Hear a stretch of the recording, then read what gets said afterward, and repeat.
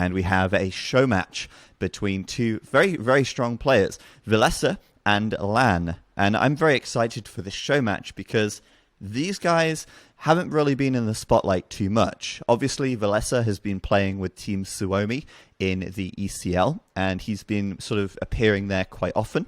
But we've not really sort of had the spotlight on him in a 1v1 series, and I'm really looking forward to that. And LaaaaaN as well, I feel like hasn't had a huge amount of spotlight, and so I'm looking forward to this series.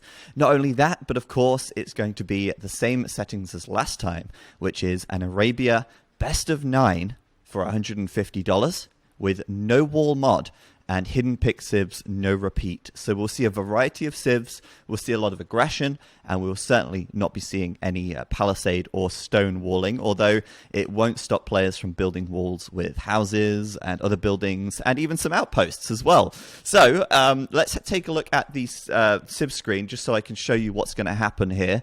We'll bring up the civ screen on the stream, and you guys will be able to see the civs, hopefully. If the person in the office can change it over for me, that would be great. If not, maybe they can't hear me. Maybe you can't hear me. Who knows? I hope you can hear me. There we go. There it is. So we've got our scoreboard up here, and we've got each game in the best of 9 series. What we will do is we will update this with the civilization picks as we go. So you'll be able to see which picks happen at which stage during the series here.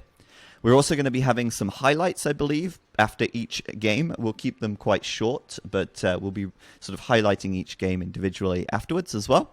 So I'm looking forward to this. I think the players are about ready to go, so I'll tell them to start the game already. And a little birdie once told me, if you type 14 in the chat, it does help to speed things up just a little bit. But they will be playing with a 1 minute 30 spec delay for good measure. And there we go. So I am aware, Crash Overdrive, that I'm streaming on my account on YouTube as well.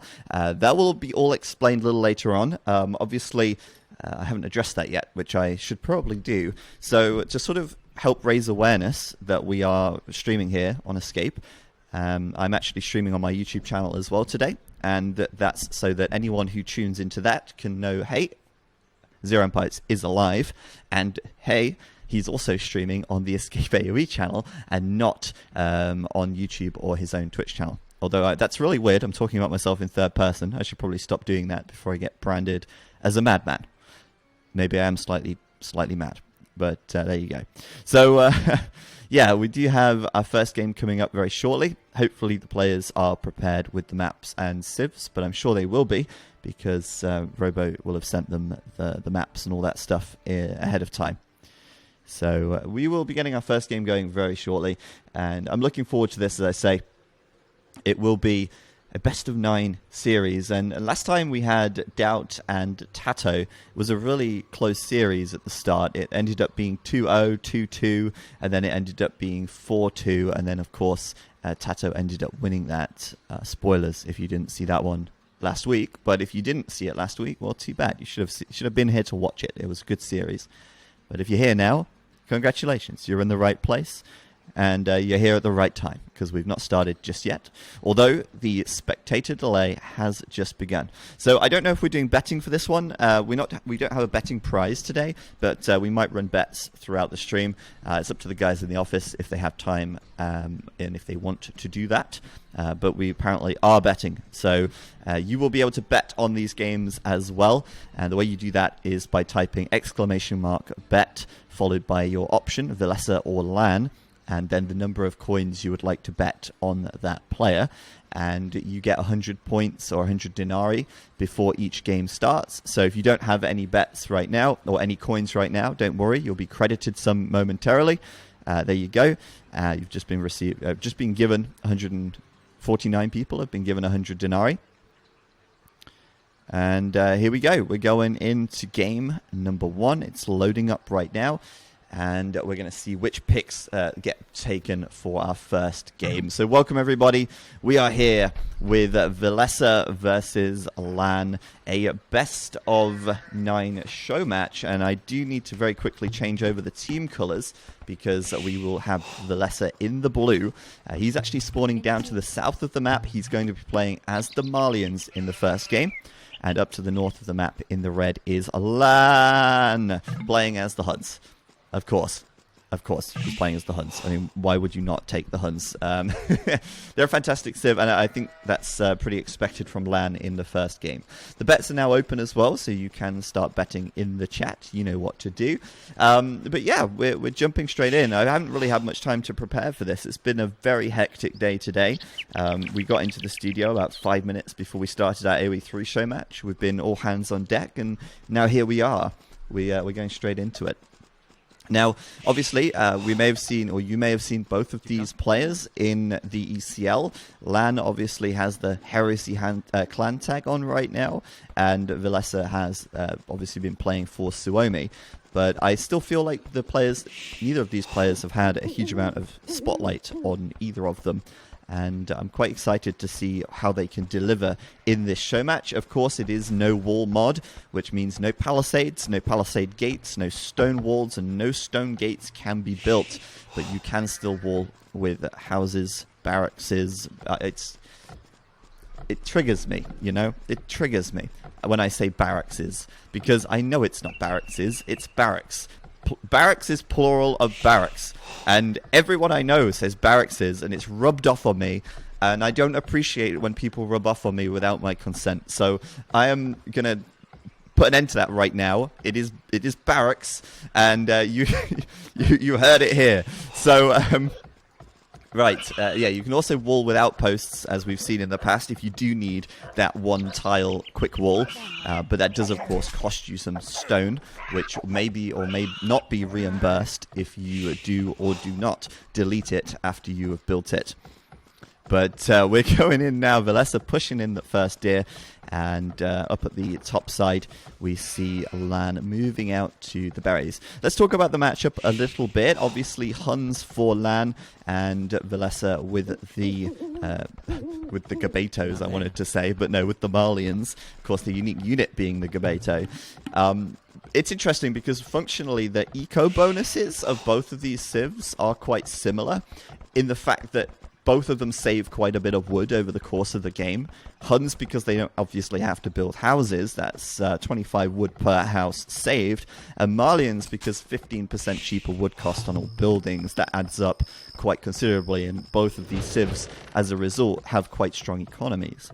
Of course, the LaaaaaNs also get the free gold ups, which help, or the free gold up, which helps, and that's probably puts them slightly ahead in terms of that sort of eco boost that they get from that. And I'd say the 15% eco boost, wood saving, over the course of the game, I don't know if it adds up typically to be more than the saving of wood for the Huns, but I imagine it's pretty similar. So, civ-wise, I mean, the eco bonuses feel fairly similar, but the way they play out will be slightly differently. I expect to see the LaaaaaNs going for a men-at-arms kind of play. We'll see if he goes for the barracks, because he only has 3 on wood, but then again, of course, he's saving wood on all of those buildings, so you only necessarily need 3. And LaaaaaN showing that he is not going to be a gentleman in this show match. There you go. That's a first sign right there. It's always interesting to see when players are very first presented an opportunity to lame or steal something, if they do it or not. And it looks like LaaaaaN will be taking that sheep right from Villese and sending it home. Villese is potentially going to grab it back with his scout here, so it may end up in the right hands at the end of the day. But interesting to know, LaaaaaN there going to be unafraid of laming or anything like that. But it looks like our LaaaaaN player, by the looks of things, is not going to be throwing down the barracks and doing a sort of men-at-arms play, although that's pretty common for this civ, thanks to the armor upgrades they get, or the free armor. But we're not going to see that here from Villese at all. In fact, this is very typical sort of scout build right now. We may see a scout play from him off the back of this. He could go into archers as well, or open with skirm, but I don't think that would be a reasonable option at all against the Huns, who are very likely to be going into scouts. But then again, LaaaaaN, showing his hand here, does actually have 3 villagers building a mining camp, and Villese sees that. He also maybe sees the flag going up in the barracks, so he knows from LaaaaaN this may be a surprising play, but LaaaaaN is not going to go for the typical Hun meta of scouts. And it's like role reversal right now. I would have expected Villese to be doing the men-at-arms militia play and the scouts coming from LaaaaaN, but it looks like the shoe will firmly be on the other foot. Yeah, I'm interested by this. I'm very excited to see how this will play out. And of course, LaaaaaN may be tempted to go straight into archers off the back of this as a result, but time will tell. He is taking his deer at the back as well, so both players will be fairly even in food gathered at this point.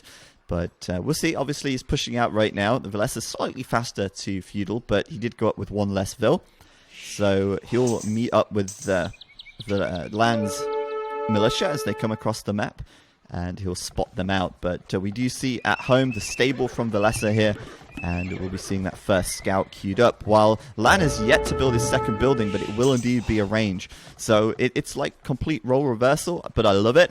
Men-at-arms coming in for LaaaaaN now. Where's he going to go? It's actually a very easily defendable base for Villese here. His gold is kind of awkward out to the right-hand side. He won't get on that for a little while, but he's not too bothered since he's going into scouts to begin with, which of course only cost food. And I think Villese is trying to maybe take a fight against these militia before they get the upgrade, but he's going in right as the man-at-arms pops, and then he immediately backs out again. So we are going to see now a little bit of pressure from LaaaaaN. Villese doesn't want to fight this until he has a few more scouts, because 3 versus 3 plus a scout from LaaaaaN will not end well for Villese. And we do even have a spearman coming forward for LaaaaaN now as well. So we're going to see that spearman getting... Oh, wow. Debated, actually. I was going to say we're going to see that spearman getting a couple of hits in, but a little bit of a misplay from LaaaaaN there. Doesn't even strike. You miss 100% of the shots you don't take, LaaaaaN, and I think that could be a lesson learned right there. But we do see the range coming up now for Villese as expected. You know, on a map like this where it's quite open, you may not be able to wall. It's very valuable to switch into archers just so that you're not left wide open after you stop scout production.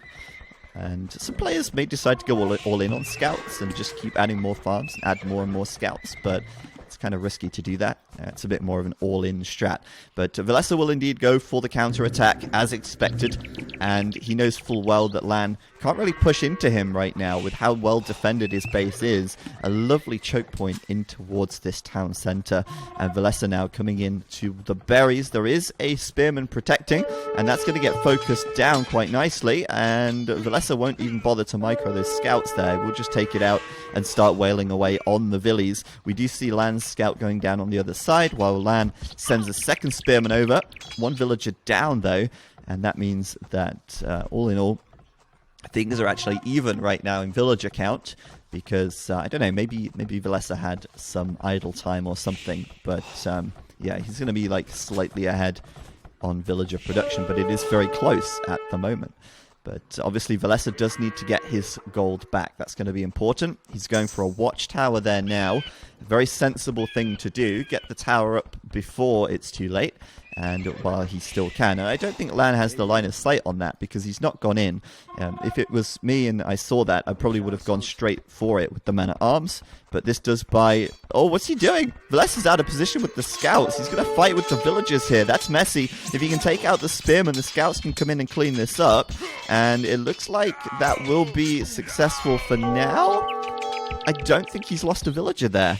That worked out very well for Villese. It could have gone much worse, but it wasn't the case that LaaaaaN was able to focus down those villagers. So Villese got out of that, lost a lot of health, but in the end didn't lose a Villi. So he's going to be very chuffed with how that engagement went. Not only that, but now he keeps a lot of his scouts alive on full health as well. And that's going to be great for the next few minutes of the game, where LaaaaaN is on archers. He's just building his blacksmith now. He will, of course, need to get that fletching upgrade if those archers want to stand a chance against those scouts. And there's quite a lot of scouts, so this is not a fight LaaaaaN will want to take. Although he's still pushing forward anyway. If Villese goes back and starts fighting the archers now, they're very undefended, very out in the open and far away from home. But Villese will go back for the time being, as the blacksmith is added in for Villese now as well. And I think he knows, this next fight could be really big for him. If he keeps those scouts alive and doesn't waste anything and, starts up some skirm production, skirm and scout. I almost said skirt. I mean, maybe that is the concatenation of scout and skirm. Skirt combination from Villese could be very strong. I like it. But, yes, LaaaN here, adding a second range, and the second range from, Villese adding the second range. The second range from LaaaN doesn't seem to be anywhere in sight at the moment. He does seem to be a little low on wood, and so I don't know if that's just because he's perhaps seeded more farms, but at this point, it's easy to see how that Malian eco bonus is paying off. In actual fact, they are even on farms right now, so we could expect to see quite close castle times, but we actually won't, because Villese has invested a lot more into upgrades. He's doing scale barding armor, spending an extra 150 food on that. He's also done bloodlines, spending an extra 150 food on that. He's also done fletching, spending 100 food on that, and he even added more scouts in total. So Villese are investing a lot now into this feudal push, whereas LaaaN looks like he wants to go up to the castle age. He's banking most of that food rather than spending it, and this could be a good power spike for Villese to come in and do some serious damage. Padded archer armor coming in as well for the +1 defense on those archers and skirms as Villese comes in and absolutely tears things up. He does need to focus down on the spearmen. He's focusing them down very quickly and they're gone from the picture. The watchtower might not even make it up right here. It's on 85% as Villese comes in with the scouts and pushes those villagers away. 96% it does go up with the remaining 3 villagers, but Villese now has done so much damage as LaaaN clicks up to the castle age. A very big discrepancy in playstyles from these two players as Villese now will back away just slightly to get those scouts out of the picture and avoid taking too much damage from the watchtower. Nicely done by Villese, but the castle age timing is suffering as a result, and I don't know if he's done enough damage. He's only 5 villagers ahead right now, and of course Wheelbarrow is coming in as well, so that villager lead isn't going to grow significantly over the next couple of minutes, as Wheelbarrow will of course be locking up that town centre production. So I think that may have not paid off for Villese here. He has to click up to the castle age quickly now.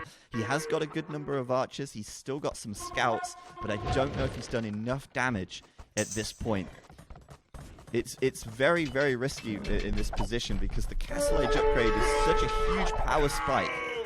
He loses 2 scouts there for a villager, and I think LaaaN is going to have plenty of resources for knights once he gets up. He's doing bloodlines now, and the reason he never added that second archery range because he was transitioning into a second stable instead. We will see more villagers going down on the farms though. Another one just go down here. And there's no way that LaaaN can push out at the moment. But like I say, Castle Age is in. Bloodlines is done. Crossbows coming in now as well. We've got 2 knights being produced. And Villese can only run at this point. He has to get back. Fortunately, with Wheelbarrow coming in and having, I think like 18, 21 farms right now at this point, Villese is in a good position to go up to the Castle Age quite quickly as well. But after seeing the second stable, you'd think maybe another stable from Villese into camels will be the play. And he does add a stable back at home for that now. And he's got plenty of archers as well. So he'll have the crossbow advantage for the next couple of minutes. If he keeps those archers alive, where are you going? Villese, get back, man. You don't want to fight that. You do not want to fight that. There's no bodkin arrow on those crossbows, so it's not terrible, but it's still not a fight he wants to take. And he's going to be very fortunate now, thankful, I guess, that he has that watchtower in position, building the market to block the army from coming through. That villager's going to die. And at least the market will block him for now. Another villager goes down. So that big investment into feudal aggression from Villese may not have paid, as LaaaN strikes back and will probably be roughly equal on villagers by the time Villese reaches the castle age here. So all in all, it's actually worked out to be quite, quite a even game. Villese's building a second blacksmith here. I guess that's an insurance policy because this one is being focused down and he's not got any guarantee that he can keep that up. So he's getting the second blacksmith up at the back, which I guess if you're the Malians, you can do that. You don't really care, right? But look at the difference in resources. I don't know if you saw that. Just before he reached the castle age and spent them down, he had nearly 1,000 food. He had about 400-500 gold. He had much more resources in the bank compared to LaaaN when he hit the castle age, just because he's got a bigger economy on the way up to the castle age. So we can see a second TC, I imagine, coming up fairly soon, but the focus right now is going to be on, well, it seems like knights for LaaaN. I guess he's conscious of the fact that the crossbow mix is in here as well. Apparently game sound is too loud. We can bring that down on the from the control booth. You just got to bring down the capture card, guys. But I'm sure you know how to do that. But it should be all good. Give us more feedback about sound and things in the chat if you want to give feedback, of course. You only help us to improve the stream if you do. But yes, we do have Villese now pushing out. And I guess since he preserved a lot more of his archers and a lot more of his army, he does have more crossbows out on the map as well. No second TC by the looks of things for LaaaN just yet, but the second TC for Villese has been replaced. Your second TC is unnecessary, says Villese, and he's going to instead make a university for ballistics. And I think that's interesting. I think he's very aggressive this game, as we saw in the feudal age. He's continuing with that thread and going to be continuing that aggression into castle. And I've just realized LaaaN is only just getting wheelbarrows. So LaaaN is going to be down quite a few villagers, actually. And I think Villese is in a fantastic spot. The score may not have... And it's back. Okay, cool. So I'll start the game in just a moment. I'm just bringing up Discord on my second monitor in case there's anything important I need to know. But there we go. Resuming now. Yeah, like I say, Villese getting the ballistics tech now. And we'll be pushing out with a little bit of a larger army. Of course, he's got more crossbows, so the strength of this army is going to be quite even. Obviously, we also have to consider that the crossbows from Villese have +2, whereas the crossbows from LaaaN only have +1, whereas Villese is actually missing +2 defense compared to LaaaN's knights. So it's going to be an interesting fight. I think if LaaaN can catch out these crossbows, he might be in a good position. Looks like Villese was actually focusing down the crossbow at the back, but it's mostly the knights he's got to worry about. Getting his own knights stuck in front. He's got +1 attack on his knights, so it should be a reasonable trade between them both. And with the crossbows at the back... Okay, so apologies for that. We had an issue with OBS and it was crashing. So it looks like it's back now and hopefully we don't have any more problems for the rest of the stream. So apologies, but we are back in. And finally, we do see Villese adding in some camels. Now, this is what I would have expected to see Villese doing a lot earlier on in the game, but he didn't. And I don't know why. But meanwhile, LaaaN will get in there, stuck in with the knights. Of course, he's got +2 defense, so he doesn't mind running under that TC. He's getting the villager count from Villese to actually dip just a little bit. And with that raid coming in, he's actually just even on villager count. So the last few minutes, it looked really good for Villese. And then suddenly things turned around very quickly after that poor fight from Villese on the right-hand side.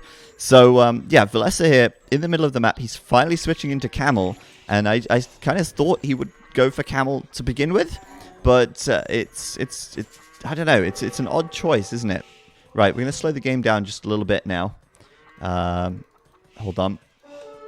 There we go. Let's get it to a level that's watchable.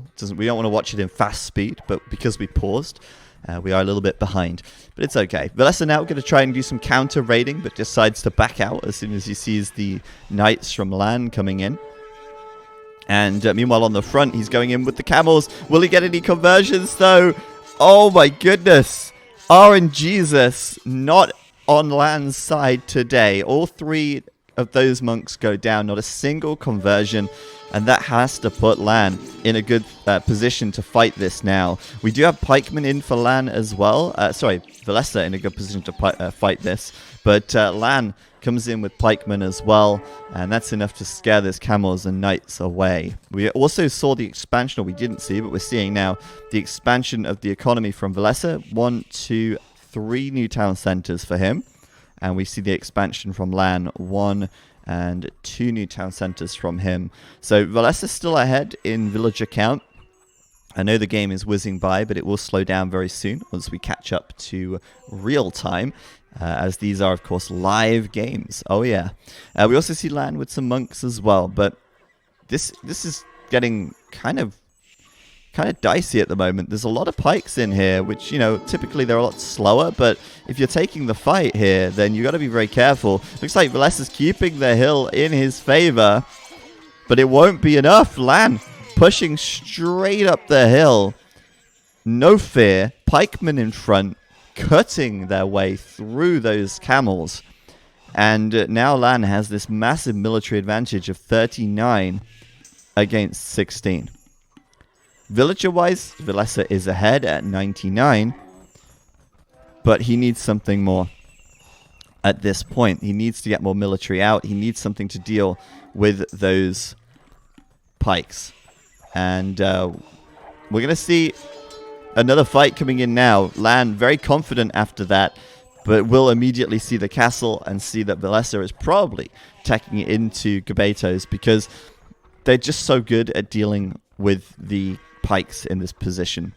They're you know, like throwing axemen, but more ranged and slightly less tanky. LaaaN, meanwhile, will come forward with a castle drop. I like that. It's in range of the TC here, and it will secure that gold. The gold on the right side is protected. The gold on the in the base is mined out nearly. Oh wait, no, that is the gold in the base. My bad. Where's the second gold then? It's not that one. His second gold's here, and I guess LaaaN's mining that. The third gold, I can't even see where this third gold is. Oh, it's at the back here. My bad. Yeah, couldn't see that because the blue on the minimap. But that's annoying. LaaaN with a good hill advantage, and Villese going up to the Imperial Age now. Just ahead of LaaaN, but he is still behind in military, and he's still unable to take a nice fight here. If he is relying on this castle to make military, then that is probably not a good position for him, because he just needs to buff up his numbers at this point. And yeah, I don't see any Gabeto coming out. So I do think some Gabeto would be strong. In all honesty, I do think that would be a good choice. But he is going for more stables, so we're probably going to see more camels by the looks of things. Heavy camel once he gets up to him. And then on the right side, some barracks coming in as well. So, you know, there's nothing wrong with Mali and Pike line. Like, they're very, very tanky. And I feel like a late game, the Malians kind of should have the edge here over the Huns with their Pike line. So, Villese is going to go for a little raid. It's not really going to achieve much because there are pikes there as well. And it looks like we've caught up to actual game time now, which I'm happy about, because we're not going to have to fast forward through anything. Now we're watching live. Apparently the game sound is now suddenly very loud. Apologies for that. We did some changes over the weekend, or in the week, and because we came in so late today, we didn't really have time to properly test everything out. But hopefully they can fix those problems in the meantime. But yes, so we've got heavy camo coming in. We had pikemen coming in. We've got +4 defense for Villese as well. Meanwhile, we've just got Haub from LaaaN here and Cavalier. And I feel like if Villese sort of commits to making pikes, it could be a really strong position for him, all things considered. He's also going to grab the gold on the right side with the castle out here. This is quite a fast-paced game. I'm enjoying this a lot. And meanwhile, on the left side, he's going to try and trip down the castle. He's got the heavy camels in, and LaaaN is going to lose so many knights right before Cavalier pops. He may not even take down the trebuchet. And that will be the end of that. But Villese, this is a mystery to me. Like, I would just add more pike, to be honest. Because they've got so much pierce armor. Like, what are the Huns going to do to stop your pikemen? Right? Like, he could make a switch into... I don't know, into what? Like, what do you do against that? But Villese will instead be going toward the long swordman line, which will probably, arguably be better at dealing with the halbs anyway. So that could work out well. He does lose a TSC here, but that's no great shakes. He just built a mill there, and it's no problem. I mean, the front of his base is open, which is annoying, and he can't make more villagers, but he's already got 128, so it's not the end of the world for LaaaN here. But I think this switch into...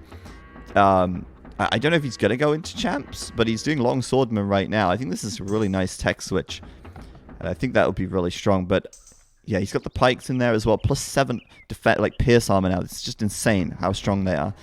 Doing Farimba for the extra attack, plus 7 now on the heavy camels as well. And you've just got this extremely powerful combo. Meanwhile, the raiding is starting. The light cav are going to be all in LaaaN's hair. He's not going to let up on the raiding this game. You got to keep those raids going. And meanwhile, he can slow push on the front. And with two-handed swordsman and heavy camels and pike, I just don't know what on earth the Huns are supposed to do about that. It's actually insane. Champion now coming in. I mean, look at this. 8 pierce armor on those two-handed swordsmen right now. They will mince those halbs once Champion's in as well. You've got Bracer now being researched for LaaaN. And I think he's just in one of those positions where, okay, I'm going to switch into cav archers. That's what the Huns do. But that's a difficult one as well, because there's a lot of camels.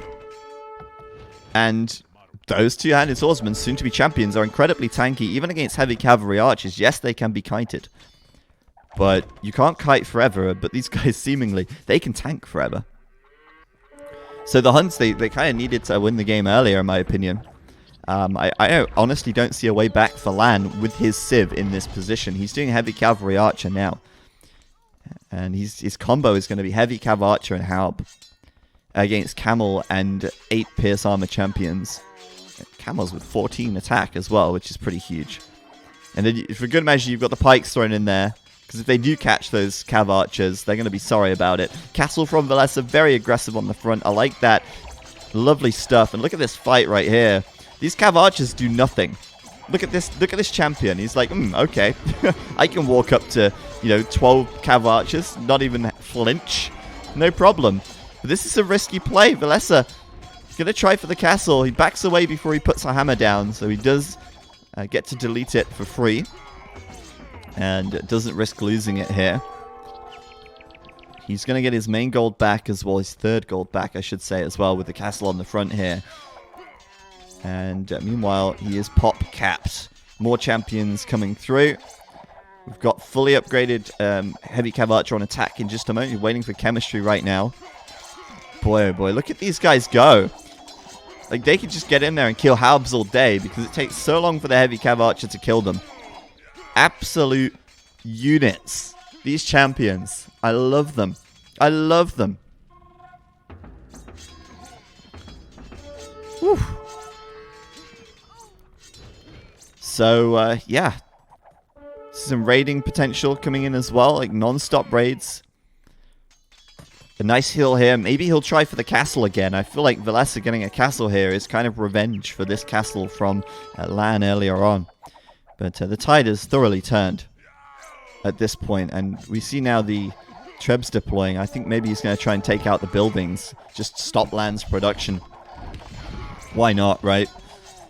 Force him to build in the back somewhere where he hasn't really got space.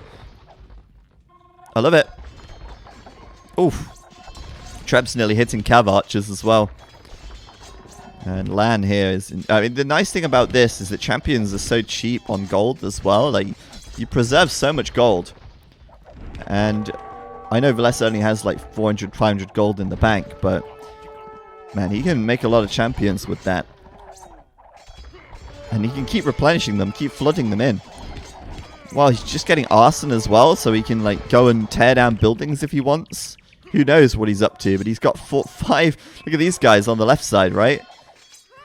Ah, TC arrow fire. Don't care. Do not care. Those vills are going down. I'm surprised we don't see Malians more often, to be honest. We didn't see them picked at all last week in the Doubt vs. Tato series. And I guess they're just such an unorthodox kind of weird civ to play. But they're so strong. so incredibly strong. So a bit of raiding on the wood line there. And look at them go. Look at them go. Those heavy cavalry archers, man. Just going to back away because they're scared of the champions. What is that? That is actually mental. Villese building forward as well with these stables and such just to reduce that reinforced time. Raiding at the back. And I think LaaaaaN is just going to get overwhelmed and call it.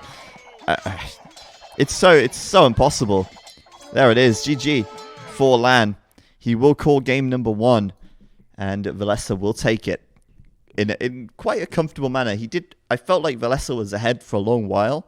He did take a couple of bad fights in the mid game, but once he got to the late game and got teched up with the Malians here, like, what do the Huns do against that? It's just, the Huns are not equipped. The Huns are not equipped to deal with this Civ in post-imp. So GG, it's 1-0 to LaaaaaN. If we update that scoreboard. And sorry, to Villese, my bad. I'm losing it already, and it's only game 1. Hopefully that we can turn that around. But yes, good stuff. Very nicely done. Sorry for the tech issues. OBS was crashing on us, and we had to figure out why. We did manage to sort that out, so hopefully we don't have any more crashes or any more problems going forward in the stream. And I thought I heard myself there for a second. I don't know. I'm going crazy right here. Take a quick look at the achievements and see the damage. Let's see what was done. 296 kills for Villese there.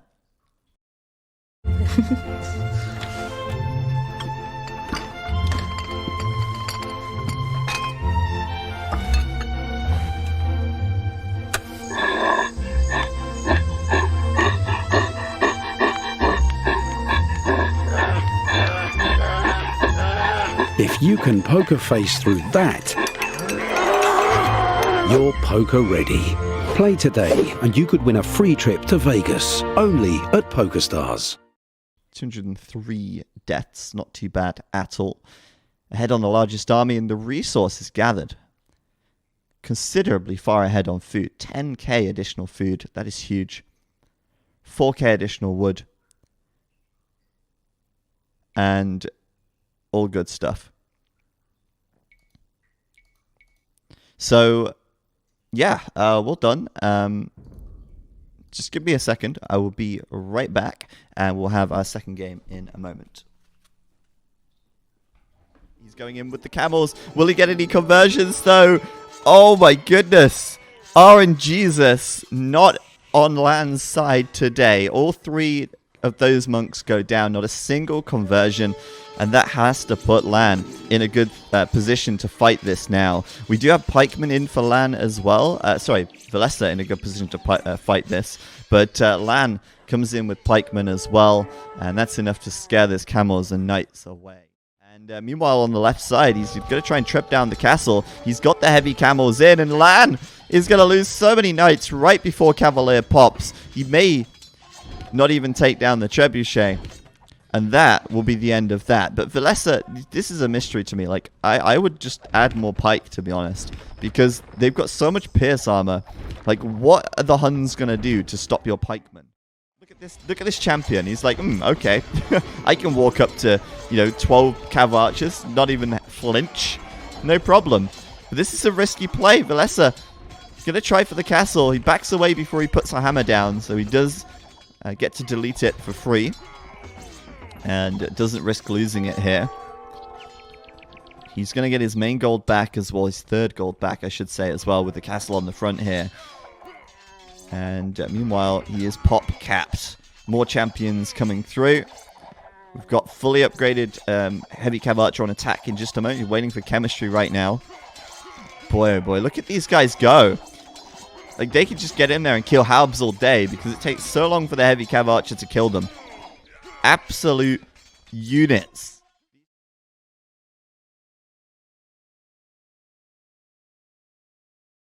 Alright then, guys. So we're back in with game number 2. And apologies for this. We're just sort of figuring some stuff out with the stream. and so we're trying to sort of fix things on the fly here, and we're trying to work to make things better, make the viewing experience better where we possibly can. But yeah, we're going into game number 2. Remember correctly, it was Malians versus Huns last time around, and this time around we've actually got, there we go, fix the colors, Villese to the east of the map, to the west of the map. He's playing in the blue here as the Japanese. And then over to the east of the map in the red, it's LaaaaaN playing as the Mayans. So we do have, again, a non-mirror Civ matchup, and 2 Civs which we didn't see, I believe. I didn't think we saw either of these Civs in the Doubt versus Tato show match on this setting either. So, you know, it sort of goes to show how different players sort of favor different Civs.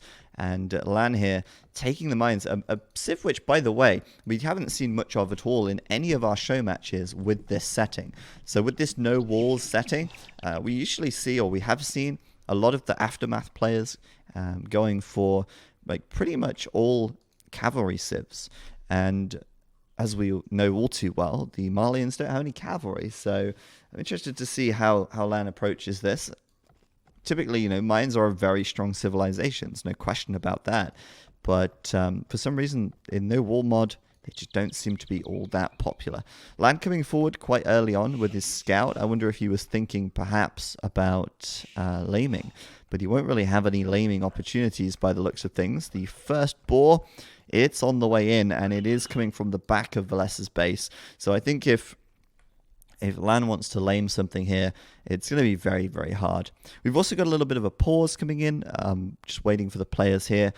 I don't know why they're pausing, but the game is paused. So that will resume as soon as the players resume.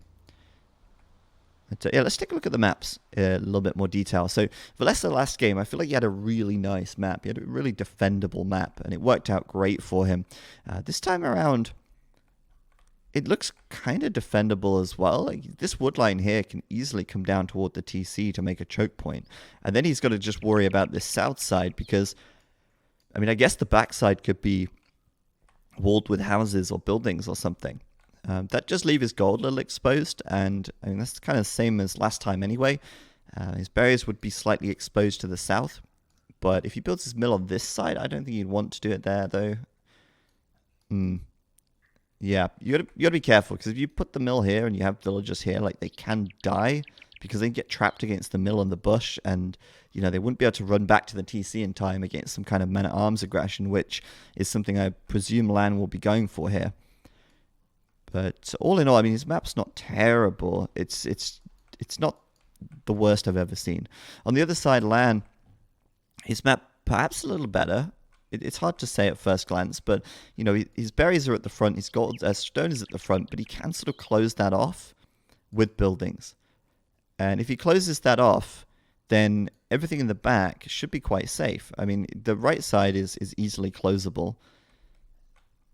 And the left side then would also be closable with some houses. But maybe, you know, it depends if he has time to close it all. It's not like a wall where you can just put it down and, you know, it be done with it. You have to build all those buildings to do that. And I guess you have to kind of decide in advance where you're going to build. So the game is still frozen because it is still paused. I don't know why, but we'll find out soon enough. Or maybe we won't find out, but hopefully it will resume soon enough. As far as Civ goes, I'm expecting fully that LaaaaaN here will go for a militia man-at-arms play. I thought the stream may have just gone down temporarily, but I don't think it has, so that's good. Yeah, and then obviously into archers. But we could see, I think it's kind of risky to go into eagles, perhaps. I mean, Japanese can counter them quite easily with their longswordsmen, but I'd love to see that, to be honest. I feel like longswordsmen just so underused. But it's more typical for the Japanese in this case to go for some kind of some kind of archer play. Okay.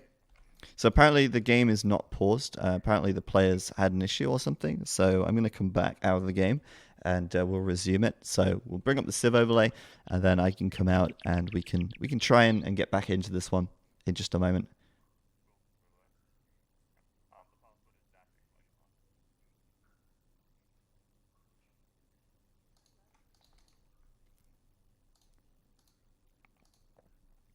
All right, so I don't know what happened there. Maybe there was a drop and we didn't quite catch it. As a spectator, sometimes that can happen. So I'll be coming out of the game room in a second. Just waiting for Vubli to respond. Goodness me, lots of technical issues today. It looks like Vubli is just completely bugging out on me, but I'll try and get back into the game in a moment. It's completely like lagging. I don't know what's going on here. Yeah, Vubli is like not responding. I'm gonna restart Vubli because it's just completely bugging out. This happens a lot to me. It seems to happen to me. Like other people don't seem to have issues with Vubli, like crashing. And when we were casting ECL last weekend, like Vubli was just crashing on me endlessly, and I don't know why. I feel like I just have bad luck with Vubli. Oh well, I'll rejoin. And we'll get this game going back in a second. Just rehost here, and we can see what happens. I don't know if they'll have a save. I hope they have a save. They should do. But we're back into the game, so I'm not entirely sure what happened. Maybe Vubli crashed? I don't know. It looks like the game is still going, actually. Almost impossible to tell right now.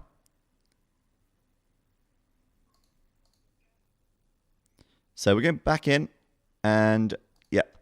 So apparently the game didn't stop. Apparently my spectating experience bugged out. I have no idea why or what just happened. I literally have no clue as to why the game just paused.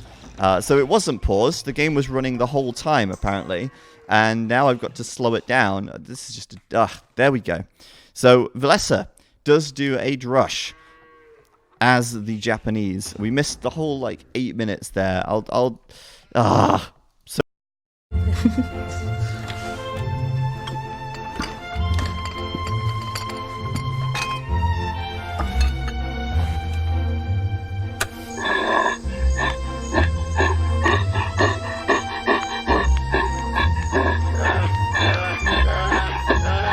If you can poker face through that,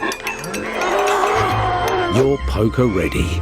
Play today and you could win a free trip to Vegas, only at PokerStars. So freaking annoyed by this. Why did that happen? Why does this happen? Regardless. Villese here. Getting the hill. It's a traditional drush. He's still in the Dark Age. There's no man-at-arms upgrade for him. LaaaaaN, meanwhile, going up to Feudal. He's got 2 militia out. A 3rd militia is on the way. A 4th militia is on the way. And he's coming forward with 4 villagers as well. On the right side, Villese is going to try and do some raiding with the militia here. But because there's no man-at-arms upgrade, it's not that scary, you know? LaaaaaN could fight that with Vils. And LaaaaaN is going to have the scarier army in just a moment. Coming forward now with those villagers, probably trying to do a little bit of tower action. Going to be upgrading men-at-arms and getting straight onto those berries, and that tower will come up in range of the gold. So, like I say, typically those Japanese players want to do sort of a drush into archer play, that kind of thing. What we'll actually see is Villese reacting to this by adding militia and making men-at-arms once he gets up. He should have his gold secure for a second, but as soon as that tower goes up, it will go down. So villagers going down as well. LaaaaaN there, losing or killing a couple of villagers. And at his own base, losing 1, 2 villagers over here. And 3 villagers going down. So overall, they're even on villagers right now. Villese here, losing access to his main gold and main stone with that tower. Will be forced to take stone in the middle of the map. A little bit risky. But he's also added a lot more men-at-arms, which I find very enjoyable. And it should be able to take that tower down, to be honest. He's fighting the villagers with the men-at-arms right here. He'll back them up towards the tower as well. And I have to keep slowing the game down because it keeps speeding up every time I slow it down because it wants to catch up to real time. But Villese here may end up taking a good fight. The tower's still firing down though, and a lot of these villagers are very, very low. So all in all, Villese and LaaaN at this stage, very, very even, depending on whether or not he loses another villager. Okay, he loses another one. And with no access to gold, Vilese's in a lot of trouble. He does have gold in the middle of the map, and it looks like he's going to go and take that as well. As a second tower now comes up for LaaaN. Villese needs to put a defensive tower up pretty quickly here. But he doesn't see this one. He doesn't know it's coming. It's going to be an outpost. He will see it momentarily, but it's going to be too late. The tower's coming up. And there it is. In range of the farms as well. What a pain. And Villese will need to get some more towers up here very soon. He does have the stone for it, but he might be prioritizing, yeah, a tower in the middle of the map on the golden stone here. So a great start for LaaaN. Apologies that it sort of sped by a little bit quick. Again, don't know why the game just paused on me, and I had no idea that it was still going. Usually when that happens, one of the players is paused, and, well, that didn't happen today. So annoying and unfortunate, but... yeah, so we'll be catching up to real game time again very shortly. And it looks like LaaaN is in a very strong position right now, at least. And for the time being, he just needs to think about military production. So at home, we do see a mining camp going up. We do see archer production, I imagine, coming in. I mean, I'd probably add a skirmisher or two at this point just to pad the numbers rather than actually sort of idling the range. But he's actually, at the moment, idling it and adding an eagle scout. So, I mean, that's always an option as well. I mean, you could go eagles and try and use them to counter the skirmishers, knowing that you push your opponent off of gold. I guess it's almost a little risky to go into archers. So, eagles seems to be the play for LaaaN here. But we are going to see some gold income for Villese coming through, so we might see archers coming in as well, and that could work out quite nicely for him. He's also got the tower here on the wood line. Notice, by the way, Villese does not have fletching yet. And fletching would kind of give away that he has gold in a way. But he's going to show his army at some point anyway. So it looks like Villese is going to be able to strike back here. LaaaN will be continuing to add eagle scouts. They're very expensive on the gold. But if LaaaN can get fletching done, he's going for the blacksmith here, dropping it at the front. If he can get fletching done, then LaaaN might get caught out with those eagles. And there you go, on the right side, the tower from LaaaN trying to come up to protect his stone mining, and those units are there to deny that, and his tower goes up first as well. So if he focuses down on the eagles with the tower, instead of, I don't know what he was attacking, because the game's going too goddamn fast, then, you know, he could have had a better fight. But Villese is still going to come out on top anyway, and maybe try to wall this tower up and prevent LaaaN from ever building it ever again. Not on Vilese's watch. At the front, he's coming in with archers as well, and there's no defense upgrade on the eagles. So I think like with a few more, they could easily take that. But there are skirmishers chasing him down as well.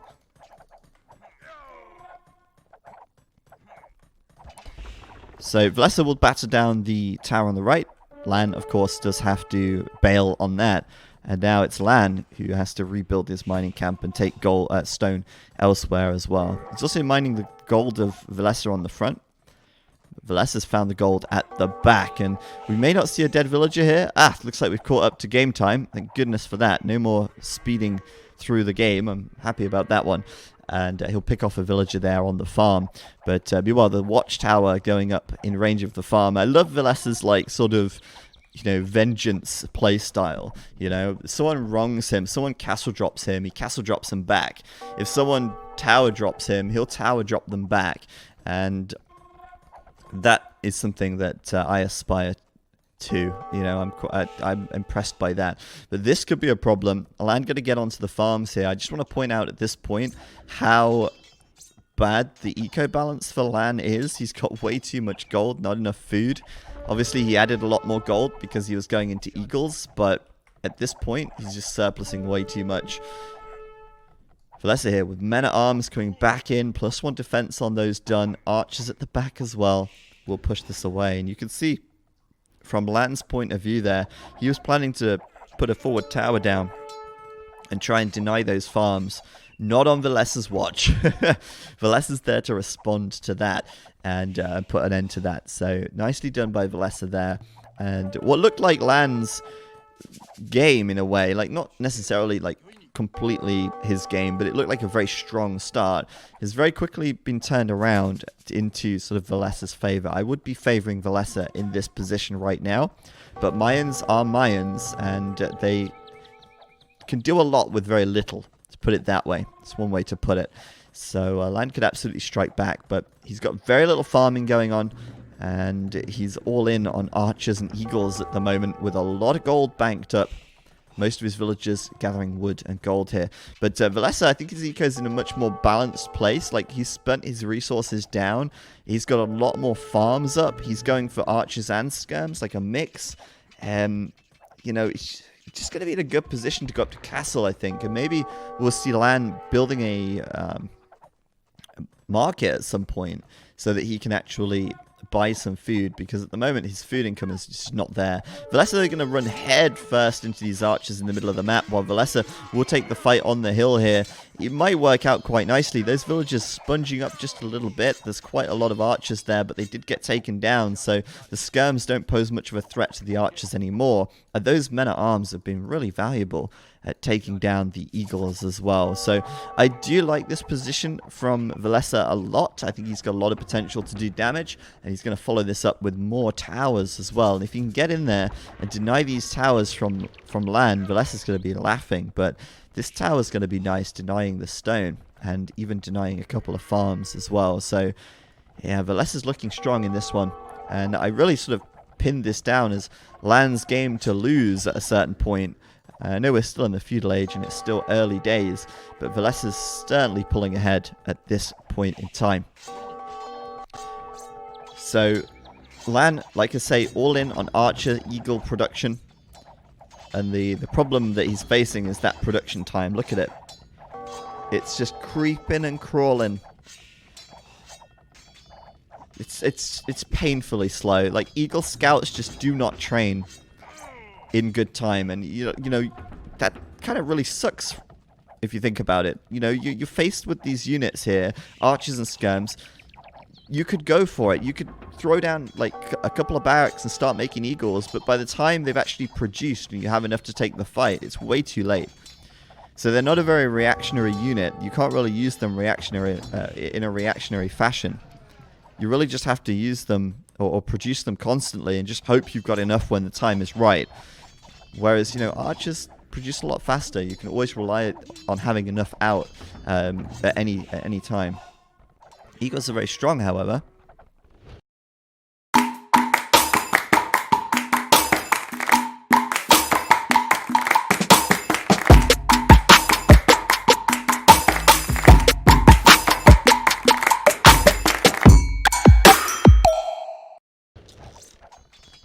And he's going to come in here and even deny this watchtower for a little bit, just to prevent that going up on the wood line here. But Japanese are a strong civ. Again, another civ which I feel like we don't see enough of on Arabia. Especially with the expansions, adding the Bloodlines tech, which I talk about all the damn time. But LaaaAN here will certainly be able to push this back. And I certainly wouldn't count him out either. I mean, he is producing from 3 buildings, albeit one of them producing very slowly. He's still producing from 3 buildings, and he did use the market to go up to the castle age first. So although his eco was in a terrible position, having way too much gold, he simply fixed that with a quick market usage. And we do see Villese doing the same, going up to the castle age now, but he did it au natural, you know. No artificial colorings here in Vilese's base. It's all natural farming, no GMO, no pesticides, none of that nonsense. Just good old-fashioned medieval farming. That's how he got to the castle age. But yeah, LaaaAN will come in again, and this is such an exposed area of Vilese's base, you know? Like, you just come in here and force all these villas to go off the farms and go idle, so... Yeah, I kind of like how both players have sort of traded places a little bit as well. They both have like a little enclave within their little opponent's base. It's kind of like that country that's inside of South Africa. I can't remember what it's called, but it's like a little country inside of South Africa. It's kind of what both players have going on right now with their opponents. Just trading a little bit of land with each other. All things considered, LaaaN probably coming out a little bit ahead in that feudal age. It was a very... Lesotho, that's the one. It is a very messy feudal age in this game, but LaaaN does come out slightly ahead. He's got a villager lead, and of course, he is the Mayans. So, going into the castle age, if he gets a castle up, could be quite scary. He does have 3 villagers on stone, so it does not look like a castle is a priority. But then you really have to question, is this really where you want to be against the Mayans? Is this really the position you want to be in here? Like going crossbow against the Mayans, who get a discount on all archer production, and you have a very strong economy behind it as well. And not only that, but you're behind in vills. So, yeah, this is not a position that Villese really wants to be in, but he will add some knights for good measure. Unfortunately for Villese, no bloodlines, no +2 defense, so they will die very quickly to the crossbow. And so Villese is just going for elite skirm now. He doesn't really have many elite skirm, but with this tech coming in, I can only assume he's going to try and add more skirms into his mix. And whoa, there it is, the castle from LaaaN. Apologies that I missed that. I didn't see... He must have built it like straight away, because I checked him when he went up to the castle age, and he only had 100 stone in the bank. But that's because he immediately put the castle here. And of course, I'm not looking for the castle here, because that's an incredibly, I guess, risky place to put it. Although it's not that risky since there's 3 towers, but you just kind of assume it's going to be in base. So LaaaN does have his castle up. He will have plumed archer production out. And like I say, this is not a position I think that Villese wants to find himself in. He's also now got the problem of, making 3 different units. Skirms, archer, crossbows, and knights, which means he needs different upgrades, right? Like, he's spent resources on elite skirmisher. He's going to have to spend upgrades on his knight spend resources on his knight upgrades as well. And when you consider that LaaaN's just going full ranged units here, doesn't need to upgrade anything past what he's already done, it's pretty good. Maybe he'll add a university, get ballistics, but that will affect his whole army and not just half of it. So it does put LaaaN in a favorable position. He's going to go in deep with the plumed archers. He's got Bodkin Arrow already, +1 defense already. He's going to try and focus down the skirms. And then he's going to be into Villese's woodline. I don't know if Villese is paying much attention here. He's probably quite focused on what's going on inside of LaaaN's base. But he's going to start losing villagers out here, and that's going to be messy. This could actually be LaaaN's victory if Villese doesn't clean this up quickly here, because he will hemorrhage villagers far too quickly. There's a huge villager deficit for Villese right now. And he's not doing enough counter damage on the other side of the map. This is going to get cleaned up. 3 more villagers are going to go down to the Igors out here. And those plumed archers just got 5 kills and then walked away with it for free. 20 villager difference. And like I say, is this really where you want to be as the Japanese in this game? The answer to that is no. It is not where you want to be. Monk's even coming out now to convert the knights. Style points for LaaaN, I guess. He has no real reason to make these monks, I feel. I mean, going to collect relics, thumbs up from me on that one. Using them to try and convert 1 knight, 2 knights, yeah, maybe it could turn the fight around. But really, more plumed archer production, more crossbow production, and I think LaaaN sort of cruises home with the win in this game. So you've done the Eagle Warrior upgrade. He's investing very heavily into military here. I don't think he necessarily needed to do eagles either. Like I say, I think just plumed archers and crossbows would be enough. He'll have enough mass to deal with the knights very easily. And if he forces the knights to upgrade further with bloodlines and +2 defense, it's just further upgrades that Villese is having to spend resources on. So the knights at this point are very weak. Bloodline is now coming in. And to make things worse for Villese, it looks like he's about to lose this TC as well. Here we go. We'll see that. 1 more volley. It's gone. he's down to a single TC, and that's a TC that he had to build himself. That hurts. That hurts a lot. Meanwhile, LaaaAAN's on 2 TCs. He's not bothered about the 3rd TC just yet. I think he's going to build a 2nd castle, to be honest. He's got enough gold. He's got enough villagers, enough resource income to double down on plumed archer production and finish the game off. And LaaaAAN is playing very, very split with his army as well. Like half the army in the middle, half the army at the back raiding. And this could tip the scales here. Villese might just call it with this raid because he's going to feel so demotivated after losing his TC and having nowhere or no reason to no way to protect these villagers even. And there it is. GG called from Villese as LaaaAAN takes game number 2. Once again, apologies for the technical difficulties there. Hopefully we are no longer plagued, and they're already starting the next game. Geez. Well, I'm going to tell them to slow down a little bit. I'm going to come out of the game right here, and please slow down a little. We need time to talk about the games before you launch the next one. Thank you. Appreciate it. Right. So 1-1. We'll quickly summarize that game. It looked very, very strong at the start for Villese.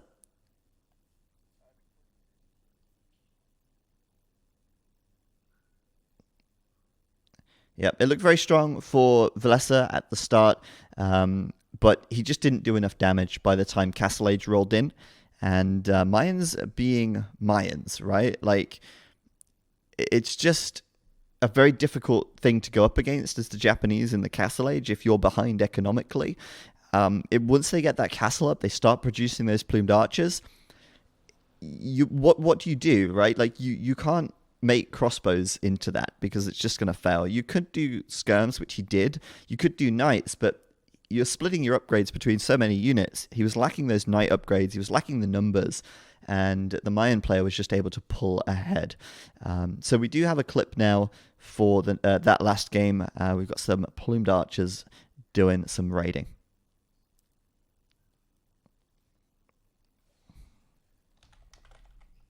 That's not the clip. Units here. Doesn't need to upgrade anything past what he's already done. It's pretty good. Maybe he'll add a university, get ballistics, but that will affect his whole army and not just half of it. So it does put LaaaAAN in a favorable position. He's going to go in deep with the plumed archers. He's got Bodkin Arrow already, +1 defense already. He's going to try and focus down the skirms.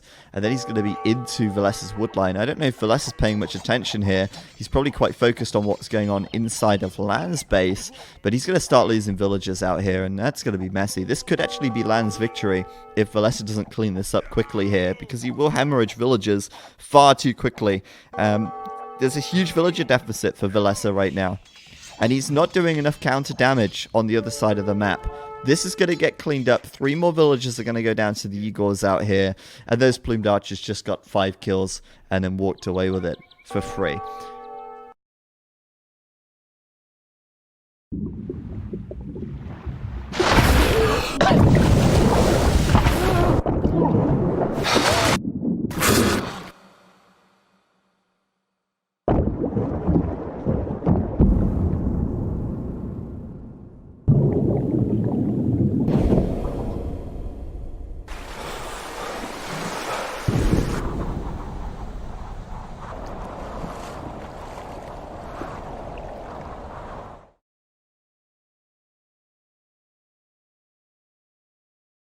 Ending in a win for LaaaAAN, and game 3 is about to start. We've seen 4 different civs in 2 games. Let's see what Civ 3 has in store for us.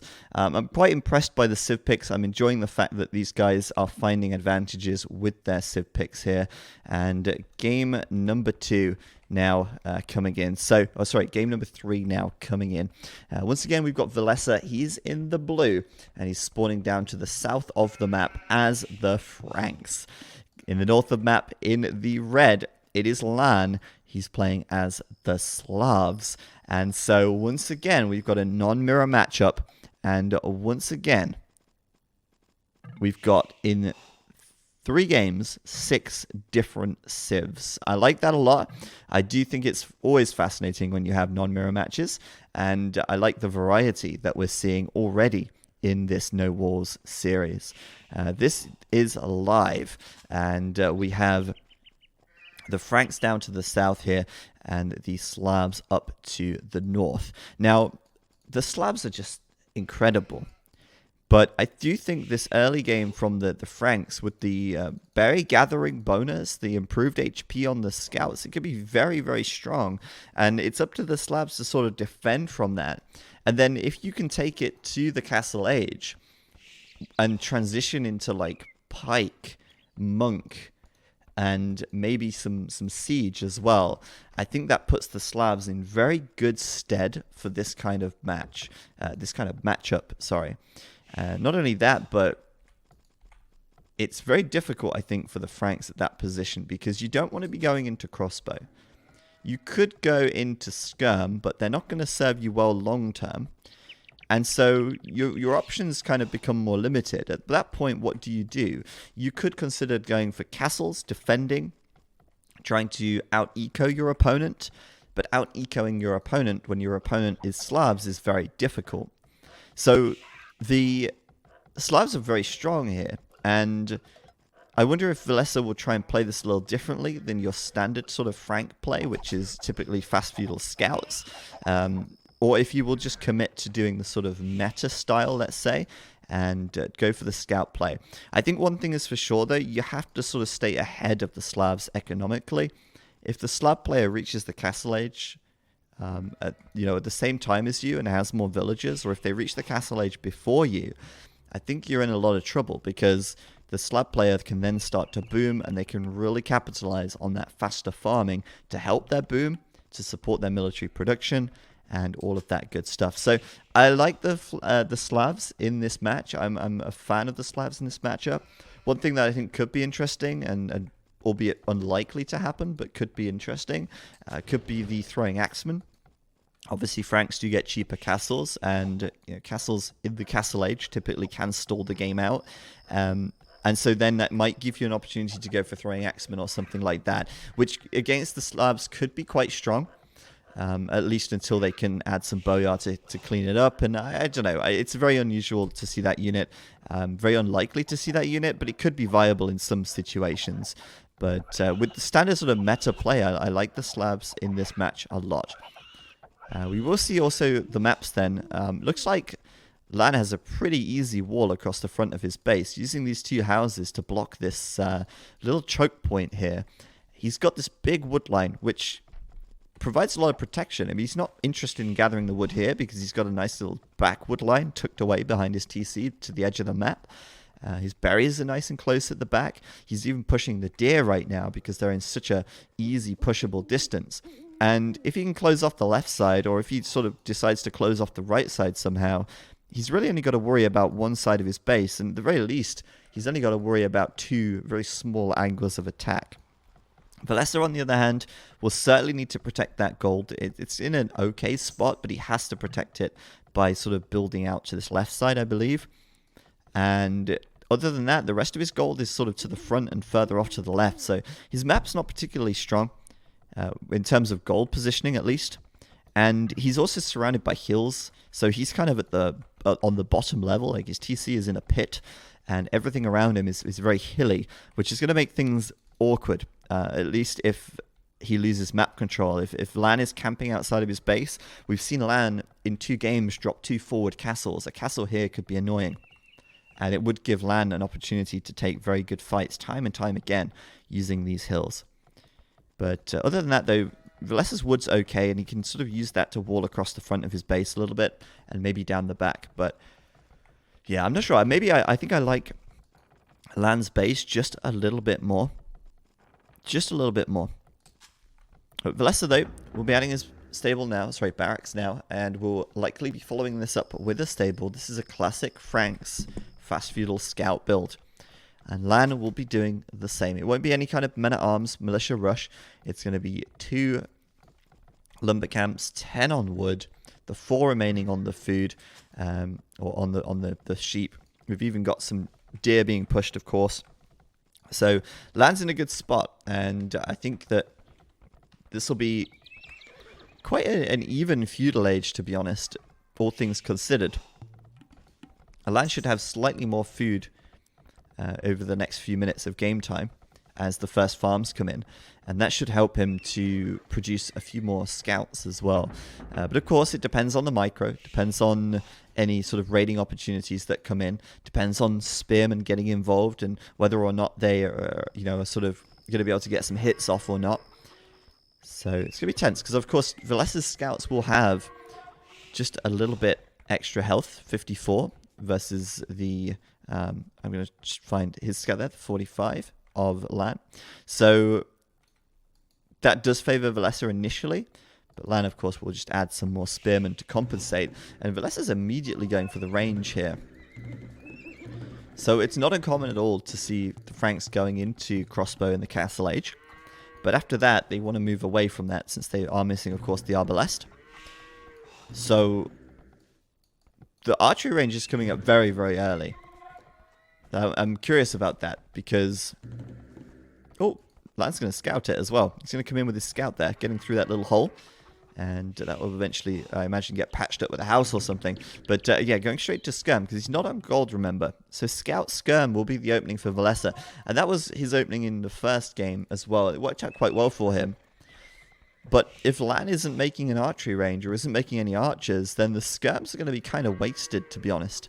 They're not going to do much at all to help Villese in this situation. They're only going to help if LaaaN adds an archery range of his own, and at the moment it looks like he's full on scouts, right? Like, just because think about it from LaaaN's perspective, your opponent's scouts are better than you, so if you can outnumber them, then you can sort of neutralize that advantage. But still, the spearmen immediately going to get some shots off. That's a good start for LaaaN right there, damaging those scouts down. And it's 4-on-4 now, but half of the health is missing on one of those scouts from Villese. The 5th scout from LaaaN joining up with the rest of the army. And like I said, I kind of like LaaaN's Civ. I kind of like his position. Villese stopping the production of Skirm, which I think is very sensible. He hasn't seen an archery range, remember, so Skirmish at this point absolutely useless. Instead, adding an archer and switching into archers now. And that's all, of course, assuming that LaaaN will add a archery range. Instead, it's a blacksmith, and we're going to see +1 defense on these scouts, I imagine.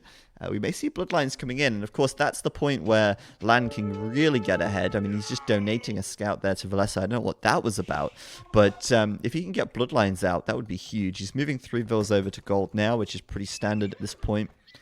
But it is going to be a blacksmith. We will see the upgrades coming in for the scouts. I imagine we're going to see +1 defense first, but you might go for +1 attack, either or. I'd rather go for the defense regardless, but yeah, like I say, we want to see bloodlines from LaaaN, or LaaaN wants to do bloodlines here. That's going to be important. And then after that, try and wall it up. He's walling up with houses and get up to the Castle Age. The top side, though, doesn't get walled. The villager gets found out, but now he can take the fight. LaaaN loses a spearman, trades it off for a scout. That's a good trade if you're the Slavs in this position, but there is a spearman in here for Villese as well, so LaaaN's going to get out. I feel like Vilese's micro maybe just slightly behind LaaaN today, and there's +1 defense now coming in from the blacksmith as this top side gets walled up. So LaaaN will be fully walled, and this has to be a transition up to the Castle Age, but it will actually be a second staple right now. So I mean, I sort of predicted this full-on commitment to scouts, but so far it's not paid just yet. He's lost some scouts at the back here as he's getting chased down, and he doesn't yet have the bloodlines tag. Villese might spot the +1 defense now if he clicks on these scouts, and he will see that the Slav player is probably committing to scouts, but the second stable is behind the walls, so for Villese, he has no idea. He has no idea at this point in time. He just sees one military production building. He probably has a feeling there's another building coming up, but no guarantee what that is at this point, and no vision to prove it. So I do like this. I think this is interesting. LaaaN's obviously very committed now to the feudal age. He's got bloodlines coming in. He's going to go for a little raiding attempt, but Vilese's done a great job of walling up as well, using houses, of course. And I'm fine with this. You know, I know this is no walls mod, but I'm absolutely fine with this because houses are so weak in comparison to stone walls, right? Like, it's fine to wall with houses, in my opinion. But there you go. Bloodline's about to complete. And LaaaAN's going to want to probably push this away because he doesn't want to lose his stable here. I'm surprised he's not brought this army home yet, but he's probably just waiting, biding his time. And here we go. We might see the house delete. There it is. The spearmen, though, coming straight in. There's 3 spearmen there. But Villese... Oh, man. This could be so bad for LaaaAN here if he gets cleaned up. There's 4 spearmen. Look at the health on those scouts. They're getting absolutely wrecked. The spearmen are still alive. There's still 3 spearmen alive. LaaaAN, what are you doing? That was such a throw. 17 kills to 8 deaths, and every single one of those kills has been either a spearman or a scout. That's expensive land now. Throwing away his castle upgrade. And those spearmen just proving to be far too valuable for Villese here. He has got more scouts, but I didn't think that was the play. I thought the play for LaaaAN was wall up, go castle. You know, sacrifice your stable, re-wall behind it or something. He's going to take another fight now, still not focusing on these spearmen. LaaaAN has to focus the spearmen down, and he will at least clean up that army and sort of equalize the KD here. It's a good job he did pull that off, and it's a good job he did equalize that, because otherwise he would be in big trouble. He's still in a spot of bother anyway. Wheelbarrow is only 50% completed, and Castle Age is already in for Villese now. So it will be 3 stable knights from Villese, expected from the Franks. But yeah, it's just odd to me that he didn't try to castle up behind this, and instead he just doubled down on scout production. He will click up to castle now, and of course he'll be considerably delayed, and he will even get the scouting information that there are 2 more stables on the front. But, you know, it's a nice to know. It's like, hey, my opponent's done 2 more stables. That's good to know. But, oh, shit, he's Castle Age, and he's going to be making 3 knights at a time, and I have nothing against that at the moment. So, obviously, LaaaAN here needs to patch his wall up. Needs to make more spearmen. Probably needs to consider adding a barracks and maybe even adding some pike, because he's going to be playing from behind. It will be 2 stables against 3. Instead, though, he's actually just adding more scouts, which I think is interesting. We might see light cavalry in that case. But yes, all things considered, Villese there, a strong start. And it will be a 3rd stable from LaaaAN. As it turns out, he's looking for another raiding opportunity, but there is no holes in Villese's walls. Not at the moment. I mean, usually there's a hole, but Villese doing a really good job of closing himself in. And once again, battering away at that stable. He's like, come at me, fight me. What are you going to do about it with your feudal age army? And LaaaAN's like, right, I will come and fight you. I'm sending my scouts across the map now. But yeah, it's a very difficult position at the moment. I think LaaaAN has put himself in this position. He will add a 2nd barracks. He will be queuing more spears. So, like I say, I fully expect to see pike from the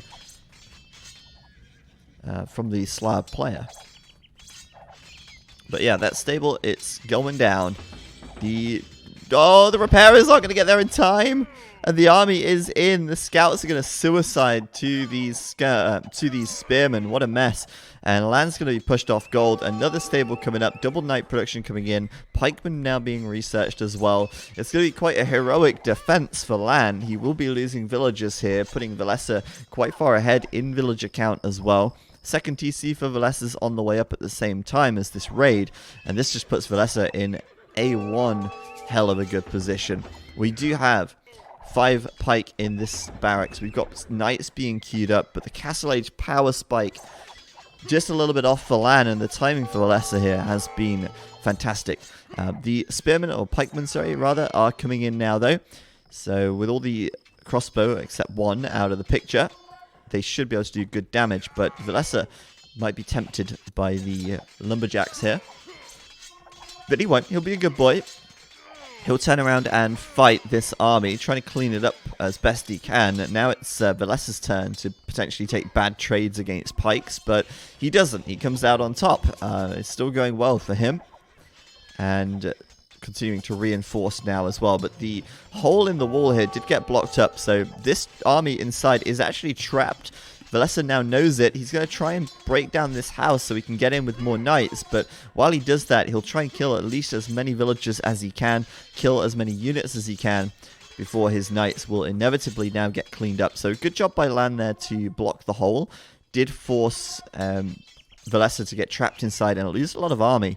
But look at the villager difference now. 37 against 52.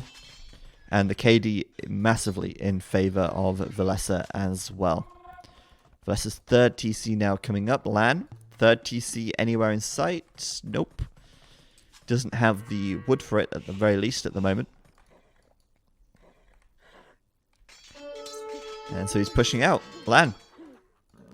Equal upgrades on the knights and a good number of pikemen. This is where he could potentially strike back and do some damage. Might be hard. Vilese's going into a monastery in 2 racks as well. So it will be a case of both players almost mirroring each other here. And the question now will be if the Slavs can stabilize from this position. Can they catch up in villager count? Can they get ahead economically? And you know, right at the start of this game, I said that as you go up to the castle age, you want to be ahead, or, you know, in the castle age, you want to be ahead of the Slavs economically. And that is exactly what has happened here for Villese.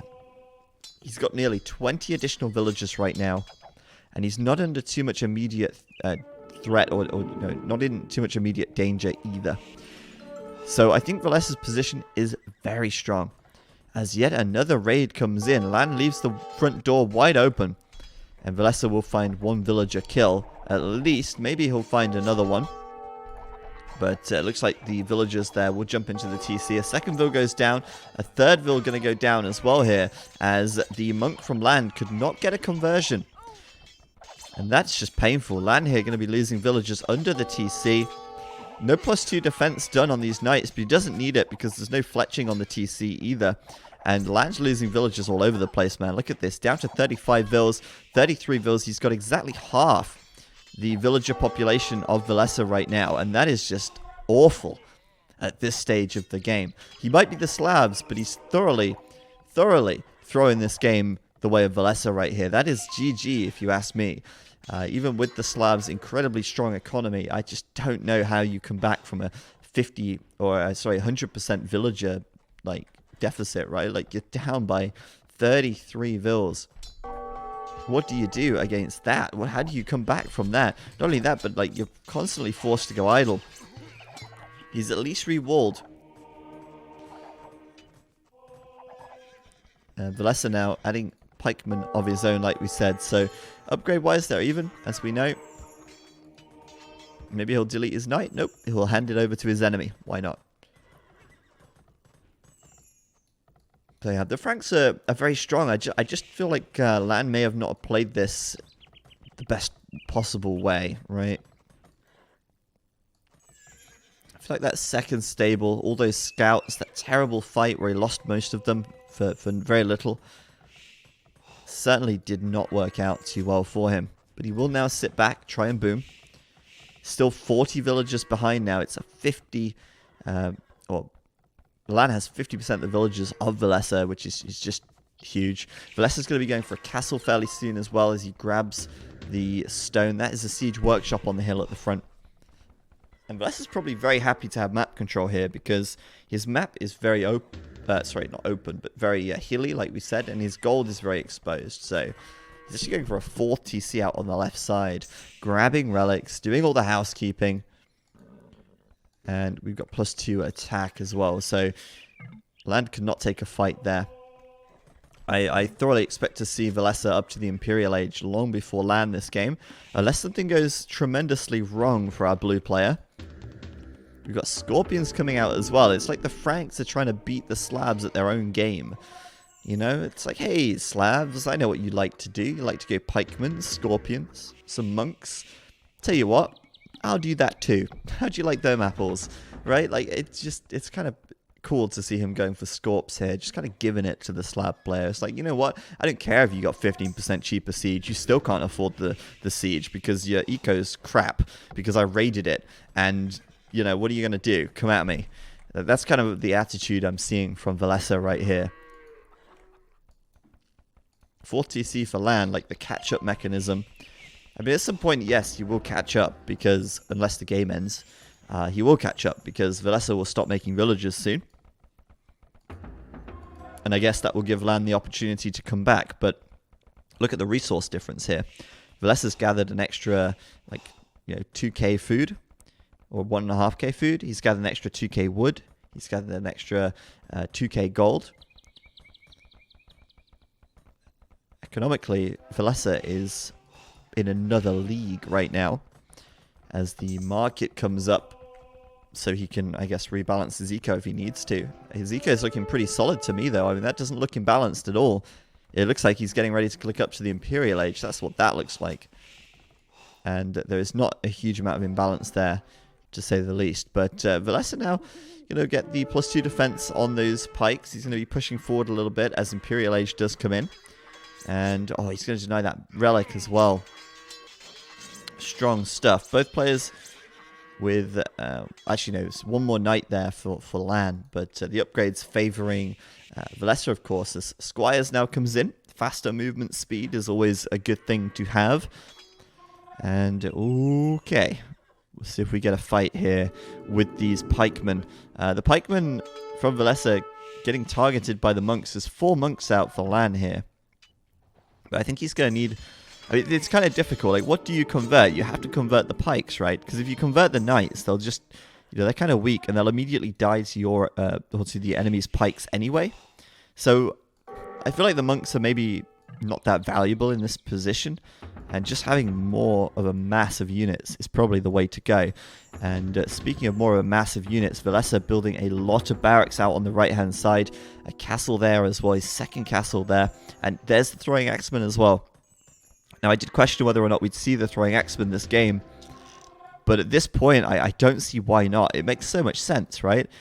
Your opponent has literally only got pikemen. Throwing Axeman are very, very good in that position. But you know what? LaaaN's up to the Imperial Age as well. He's not too far behind. He's behind, but he's not behind by a mile. He's about 50% behind it on the way up to the Imperial Age, and he's still lacking, 30 villages or so, but he will catch up with that fairly soon. And I wonder if this does go to the late game and Villese doesn't win in early Imp, and LaaaN is able to stabilize, I do wonder how this will develop, because I figure that LaaaN will have the edge in that super late game. And I'm also very curious to see how the Throwing Axeman will play out. Because there it is. The Elite Throwing Axeman research is on the way. We've got a 3rd castle as well. And yeah, man, I'm very curious about this. LaaaN's reaction, to Throwing Axeman, I'd love to see Boyar, right? I kind of hinted at this at the start of the game, and now it's playing out. I always can't believe it's happening. Throwing Axeman's logical, but will we see a Boyar response? That is the real question here.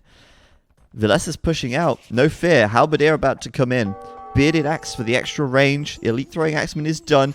Convertorinos need to come in immediately on the Axeman. And he's instead converting some Halb, which is a little bit underwhelming. The castle does go up, though. That's good for Villese. None of this stuff has, particularly good resistance to arrow fire.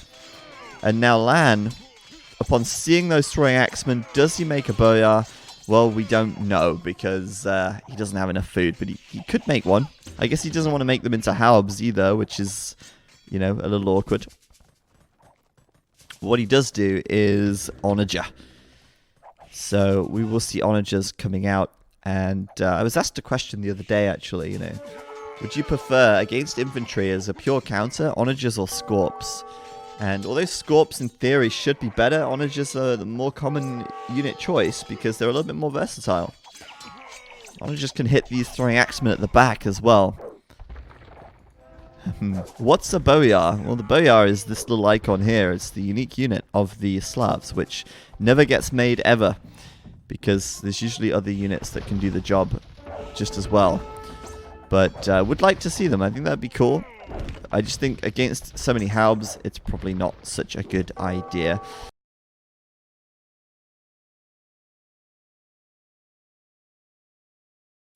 So we do have two castles for, one castle for LaaaN, 3 castles for Villese, so he should win this Treb War, if only he would deploy his trebuchets. He also has an onager on the hill, which is great. Like, he can easily kill massed up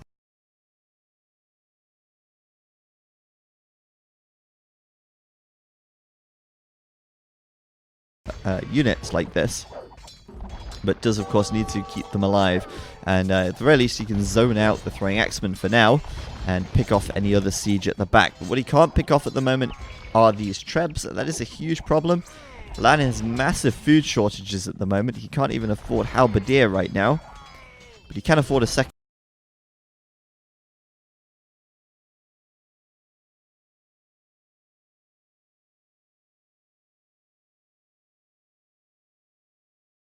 castle.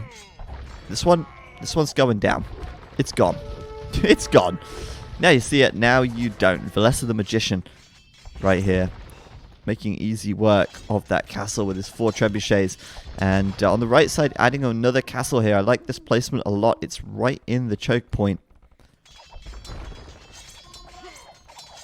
But boy, Villese can't easily push in here. The onager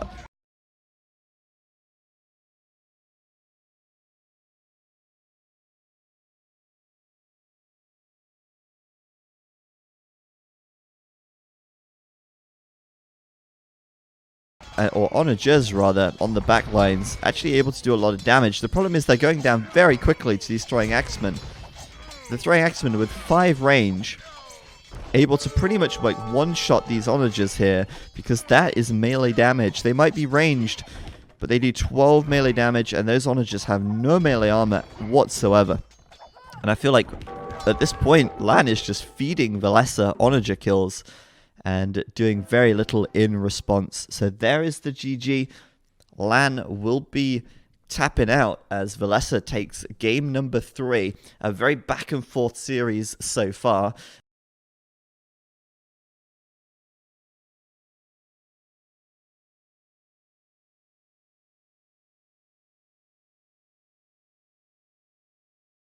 Although I suppose whoever won Game 3 would make it a back-and-forth series, since one person has to pull ahead here. But you know what I mean. Maybe LaaaN can bring it back in game number 4. I feel like he misplayed there a lot. I feel like he didn't particularly take advantage of his civilization's strengths. I think maybe holding out, waiting for castle instead of adding the second stable would have potentially been the better play. And that raiding from Villese was absolutely huge, killing so many villagers, putting him so far ahead economically. And then the GG, of course, coming through at the end once the trebs have popped and the castles have dropped.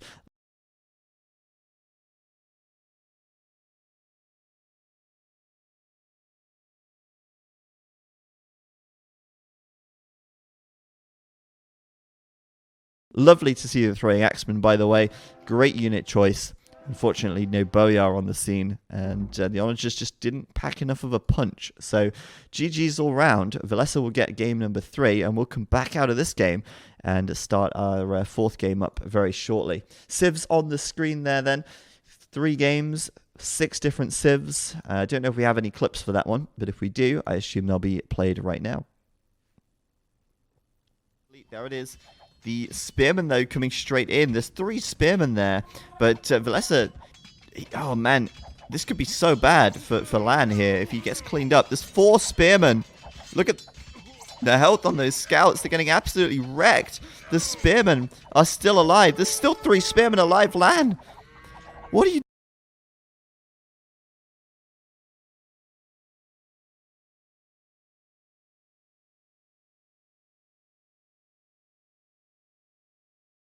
doing? That was such a throw.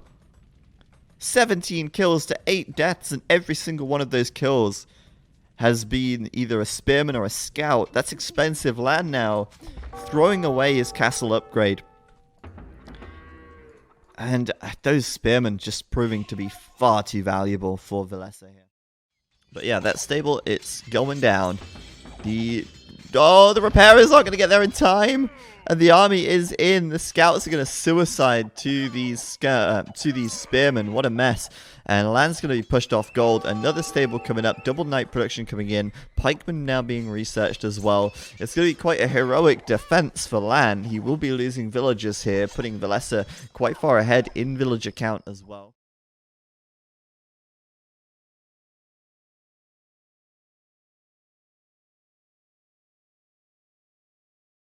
And he's instead converting somehow.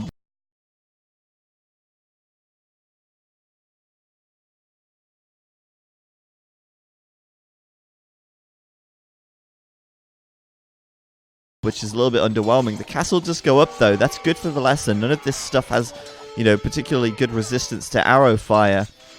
And now Lan, upon seeing those throwing axemen, does he make a boyar?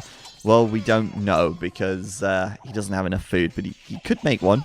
I guess he doesn't want to make them into halbs either, which is, a little awkward. But he can afford a second castle. This one's going down. It's gone. It's gone. Now you see it, now you don't. Villese the Magician right here. Making easy work of that castle with his 4 trebuchets. And on the right side, adding another castle here. I like this placement a lot. It's right in the choke point. But they do 12 melee damage, and those onagers have no melee armor whatsoever. And I feel like at this point, Lan is just feeding Villese onager kills and doing very little in response. So there is the GG. Lan will be tapping out as Villese takes game number 3.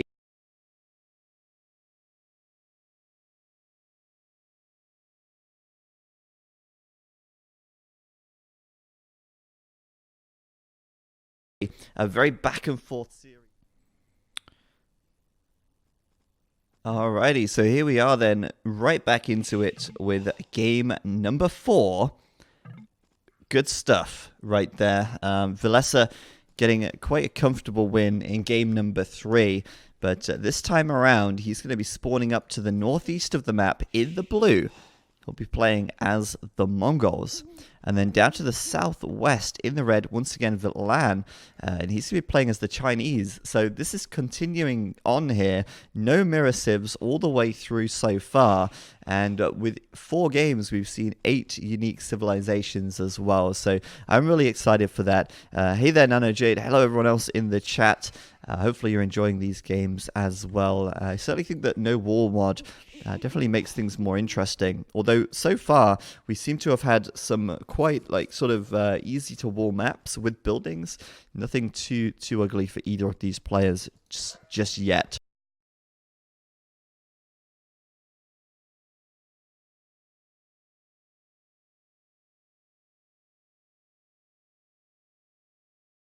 But I'm sure that bad map RNG will be due and will be coming eventually. So bets are open. You've got 2 minutes now to bet on who you think will win game number 4 here.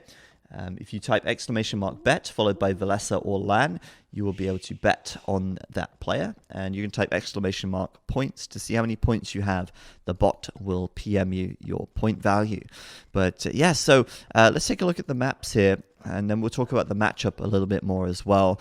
Villese's map is not so good this time around. He's got very forward gold. All of his gold is in one location. First gold, second gold, and third gold can all be denied by a single castle on a hill. And that's something we've seen Lan do quite a lot of this game, or this series. So a castle here could be pretty brutal. And of course, Villese will do everything he can to stop that from happening. This is such a crucial, important area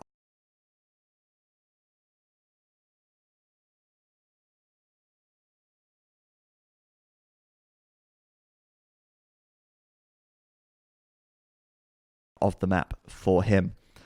He also has a pretty decent wood line here, but it is his only wood line. Like, it's close to his TC, easy to defend from the right side, but that's it. Like, if he loses that, he's got to come out here. And that's ugly. It's hilly, It's very exposed. It's very hard to defend. Although this gold kind of provides a natural wall off to the right side of that wood line, but the left side is wide open. So I don't like that. I don't like Vilese's map too much at all. LaaaAN's map, on the other hand, is like so neat. Look at this. He's very, very lucky with this map. Gold in the back, berries in the back, deer in the back, everything in the back. And a nice wood line here as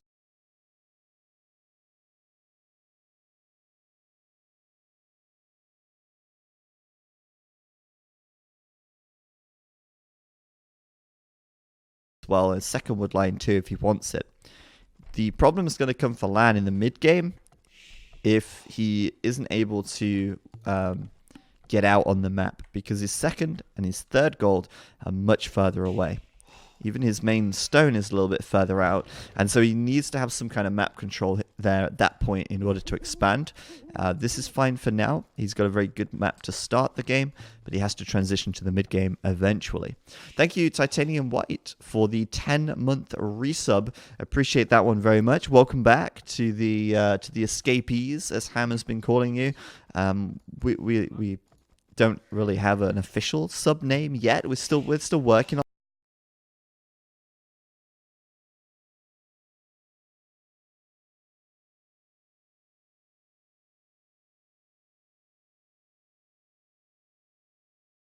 that, but thank you for the support. And yeah, we do have now the feudal age coming in for Villese. Of course, he's playing as the Mongols, and I said we'd talk about the civs. Now is the time to do it, as the feudal age is coming in at 6 minutes 20. That's insanely fast. 6 minutes 20, right? If you're doing a drush, the earliest sort of military aggression in the game, you usually build the barracks at 6 minutes 30. At that point, Vilese's already clicked up to feudal, which is very impressive. But it is just the Mongol things. But he's going up with 17 villages. And it's very, very fast, very early. And potentially very aggressive. It's a good job for LaaaAN that he's got such a defendable map, because it's unlikely with this wall-off coming in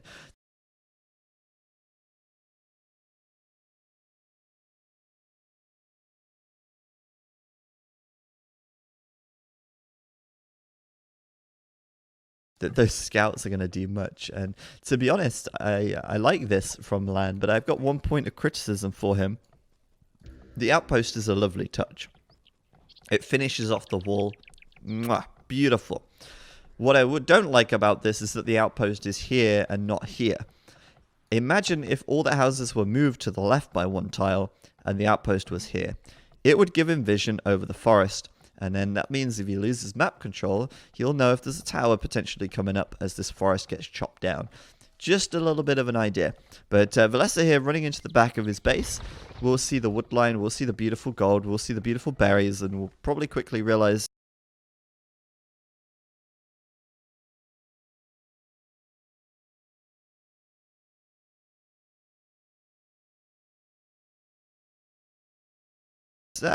it's like Fort Knox. I'm not getting into there. And maybe LaaaAN won't be getting out either, because he's going to be locked down pretty tight once these scouts come across the map. Got a spearman coming out too, and we'll see the first engagement.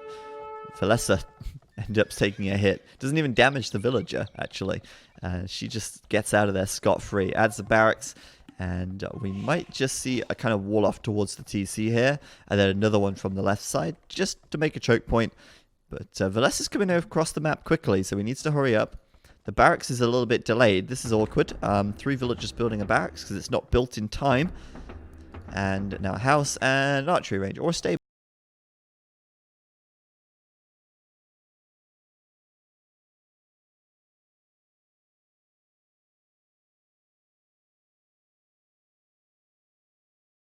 Probably an archery range though, right? Like, I mean, actually, stable, because he's not on gold. I was going to say, would make sense to make an archery range as the Chinese, but if you're not on gold, it's going to be a stable. And it's going to be scouts for both players, with Villese just having that little advantage already, having 5 military units out on the map against the 2 of LaaaAN. LaaaAN so far making a single spearman, and they're relying on this choke point to wall his base and keep it safe. I love LaaaAN's map. I wish the Arabia gods would give me maps more like this more often. I feel like I'm cursed. Whenever I play Arabia, I just, yeah. let's not go there. The salt's already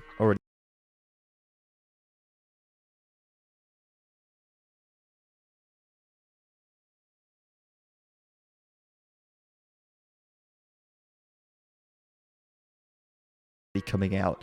Don't want to be salty. Not today. I thought I'd have a salt-free day. Maybe it's just a low salt, but still, LaaaN here will sort of keep himself back for now. He knows that Villese is going to have this military advantage, and Villese will now switch into gold, onto archers, and start to pressure a little bit more with some ranged units. Yeah, it's going to be much more likely for LaaaN to do some damage here. If you can get scouts onto that wood line. The berries, for example, they're so far away from safety. And those scouts are on the prowl. So LaaaN may be able to find something here. He may also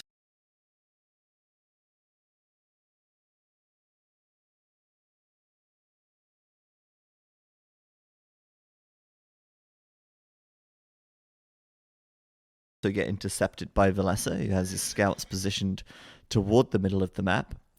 It looked like he almost had a feeling that LaaaN might be coming this way, but they miss each other by a margin there. And LaaaN may just find those berries, which are defended by a spearman, but it might not deter him anyway, given how he took that fight last game. Let's not remind him of that one. Here we go. Scouts coming in, and he's going to back away. Scouts coming in from Villese, going to back away. But yeah, I think that at this point, it's kind of difficult for either player to do some serious damage with the spearman in place from Villese and the TC choke point from LaaaN. But there's quite a big difference in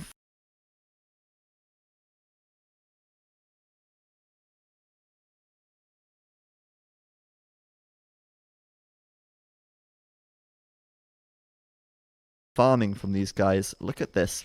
14 farms for Villese for LaaaN right now. The 15th one is being built. And then you've got 7 farms for Villese. It's 50% the number of farms for Villese. Very little farming so far. He will add more farms now. But that's, of course, because he's doing an archery range switch, whereas LaaaN is not. Not yet, anyway. He's only made scouts so far, and that's all he's making so far. Can we get to the berries, though? It looks like you will find a villager there. May be able to clean it up, keeping out of reach of the spearman. Does lose...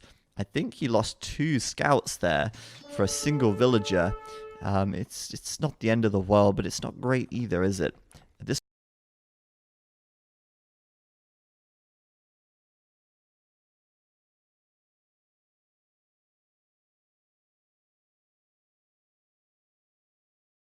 point, moving out 4 villagers to gold, this looks to be a classic sort of transition up to the castle age here, with no second military building coming down, and we may just very well see a transition up to castle into Knight's Camel from LaaaN in this game. Was able to get 1 Vill, which is nice, but yeah, I mean, Villese should be ahead by 2 Vills by the time Villese is finished on Wheelbarrow here. But with such a defendable map, you'd be kind of mad not to go up to castle and try and get that power spike. We're seeing the blacksmith coming down now. We'll see the castle age upgrade following shortly. And Villese, meanwhile, just committed to making archers from 1 range.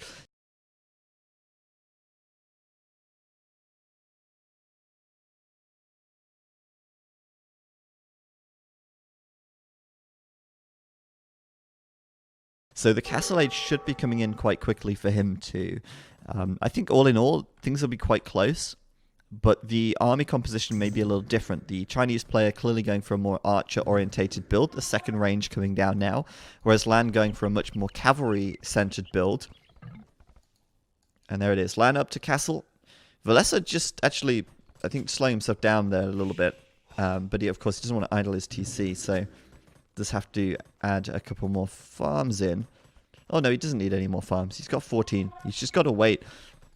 And I guess that's the difference in doing Wheelbarrow a little bit earlier, and the difference, of course, of seeding the farms earlier as well. The earlier you seed the farms, of course, the faster you're going to get the food.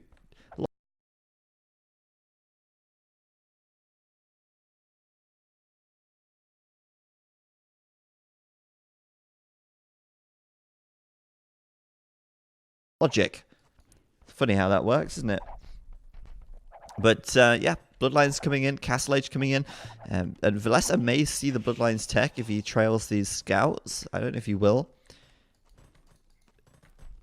At the moment, there's no upgrades on those scouts, so Villese is not entirely sure what the play is at this point. He knows there's a stable, of course, but he doesn't know if LaaaaaN will continue making knights or something, or if he'll actually go for archers. And with the Chinese, I guess you can never really truly know because they're very versatile like that. We're going to see, though, the scouts chase them down, and they will see the Bloodlines tech now. Assuming Villese, of course, has clicked on these scouts, which he should do. And knowing that Bloodlines is in, he knows that there's going to be knights out. He's probably going to have to play quite defensively for the next few minutes. And I'm assuming he's maybe not clicked on the scout there because he's sending his archers forward now. And I feel like now is not the time to send your archers forward. Now is the time to send your archers home. And he will do exactly that as soon as he does see LaaaaaN up to the Castle Age before him. He's backing away because he knows, hey, you know what? Knights are probably coming and I don't want to be out on the map with archers. If you're in this position, you absolutely need the critical mass of crossbow. And you need them as soon as you can get them, really. Now, of course,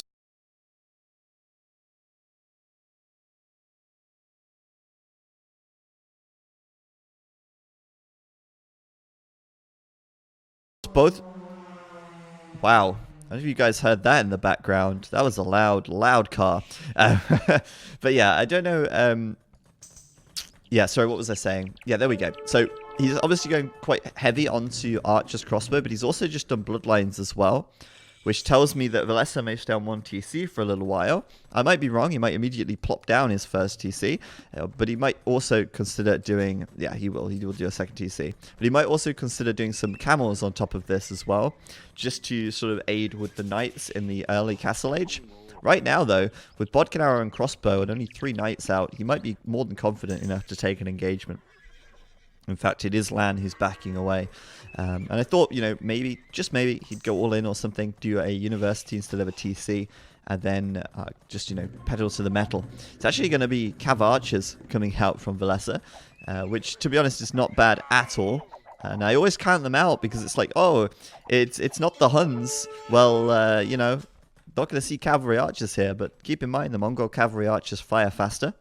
Although they are regular price, but they are still very strong. And that would also explain Bloodlines, right? Not going to add any camels, just going to be adding Cav Archers, which of course do benefit from the extra 20 HP. So I like this a lot.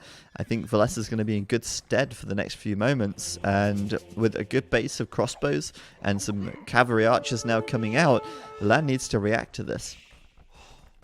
LaaaAN's second TC is now coming up, but this is where he's got to be able to take map control because, like I say, third TC position, where is it going to go? Has to go forward. Well, it doesn't have to. He could build it here, but I mean, it's kind of awkward, isn't it? He's pushing forward with the knights now. Both players getting husbandry at the same time. I wonder if these knights are going to be able to come out on top here. There's a lot of crossbows and fighting under TC fire as well, but there's also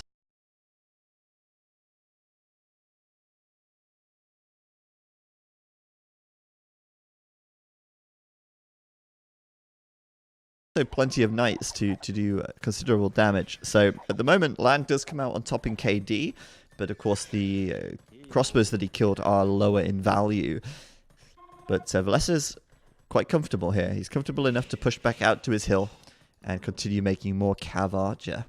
So yeah, the third TC then, where does it go? It's kind of awkward. It could go on this hill perhaps, but it's not the best. It could come out here. That wouldn't be bad on the stone.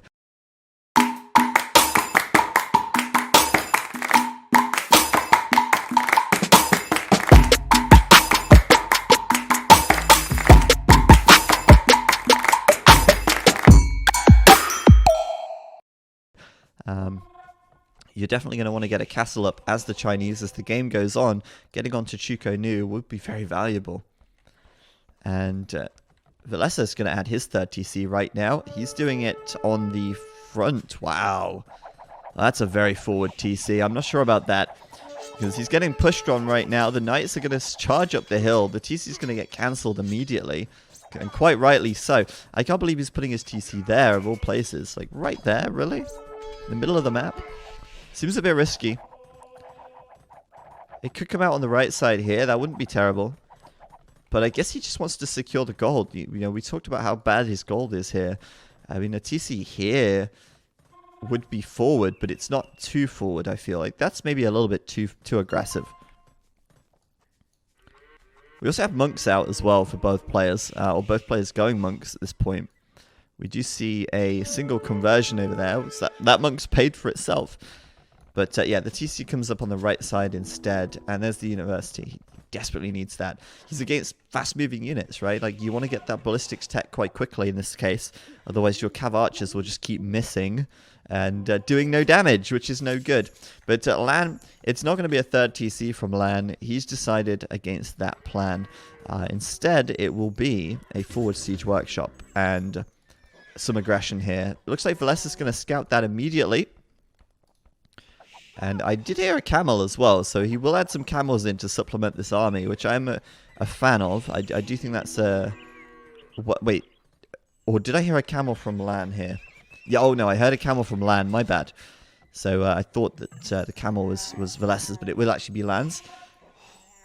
We do have ballistics now coming in for Villese, and the siege workshop at the front going to be producing some rams. Interesting choice. Obviously, a very tanky option, which means you'll be sponging. But he doesn't have any ranged units behind this, so I don't know. I guess they're annoying. I mean, I guess when your opponent's fully ranged, making some rams is a good way to push because you won't just get focused down by the cav archer.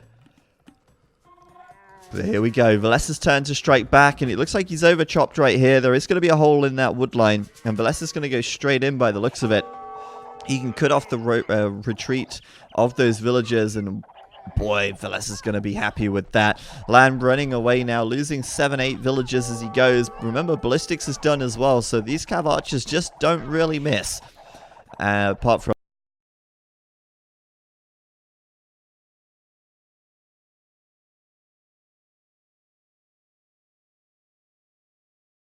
of course, their inherent inaccuracy, but at the same time, LaaaaaN going to be pushing forward as well. Only a couple of monks here. Obviously, half the army from Villese is on the other side of the map. This is the perfect time for LaaaaaN to push. He kills a villager, but it's only one villager. He's going to need to kill a lot more than that if he wants to equalize. 10 more, in fact, if he wants to equalize, as the rams now come forward onto the TC. And it looks like LaaaaaN going to force all those villagers to go idle. He's going to clean up the army as well quite nicely here from Villese. But leaving the rams unattended does mean that the villagers can come out and start battering the rams down. Ironic, isn't it? But LaaaaaN will find more villagers here as they run out to the right side. Villese power building a TC while the cav archers trek back across the map to try and cut this army off and prevent any reinforcements getting involved. LaaaaaN going back in towards the town center there, but that had to have worked out better for Villese long term, as he just got the raiding damage done and LaaaaaN was unable to strike back. However, look at the villager difference all of a sudden. Did Villese just not build villagers for the last 2 minutes of game time? Or maybe he's throwing them away to these units right here. LaaaaaN equalizing the villager count right now and getting quite far ahead as well, as he's going to kill another 5 or 6 vills out here, leaving Villese in the hole by 10 vills. What a turn of events. What a quick turnaround. And I'm only assuming there Villese had some idle time on those TCs. In fact, they were all idle for some time, and that just let LaaaaaN catch up with his own town center production, and also with the kills he got as those villagers retreated. I guess the battering rams just kind of baited them into leaving the safety of their town center. I love it. I love it. Yes, Capture Age is under lock and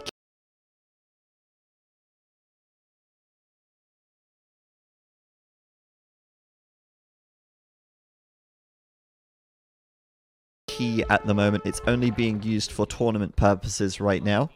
and the Capture Age developers are only allowing one streamer to use it at a time. So that's why we're not using it just yet, but we will be using it in the future as LaaaN comes forward now, deploying those battering rams onto the TC, and Villese just doesn't have the firepower. He's powering up this castle, and if he can get that up, that will be great. LaaaN, of course, going to be losing a few units in here to the castle, but it is worth it. He's killed so many villagers. He's forced a castle in a very unsavory position, and LaaaN has map control. That allows him to expand to the gold here. That prevents Villese expanding to the golds here and here. And he's going to camp that hill all day long. Villese is not getting out of his base comfortably anytime soon. Not without a fight, at the very least. And now, of course, LaaaN's like, well, where do I go next? I've got a bunch of rams and I've got stuff to kill. I've got ramming to do. So the rams on the way over. Absolute sponges. Arrows do nothing. And LaaaN will find his way over to that TC. It's so exposed. Villese's bound to lose some more villagers in this next engagement. And oh boy, the villagers coming over. Once again, though, I'm disappointed. LaaaN leaving his army too far behind the rams and just taking too much damage for free. But he can force the fight. He can force the issue. Getting those rams onto the TC here. The army should now immediately run forward and start fighting the Cav, or the CA, because that TC will go down pretty quick to the rams. And of course, make sure to leave some units behind so that when the Vills come out, he can kill them as well. So, whoa, look at this. There's going to be another 10 Vills going down easily right here. It might even be more than 10 as Villese tries to repair the TC, but goodness me, I said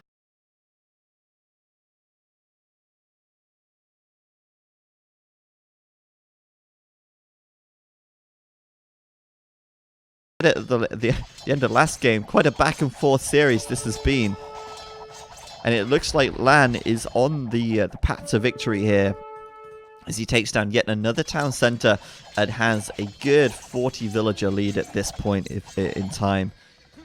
Lovely stuff for LaaaN.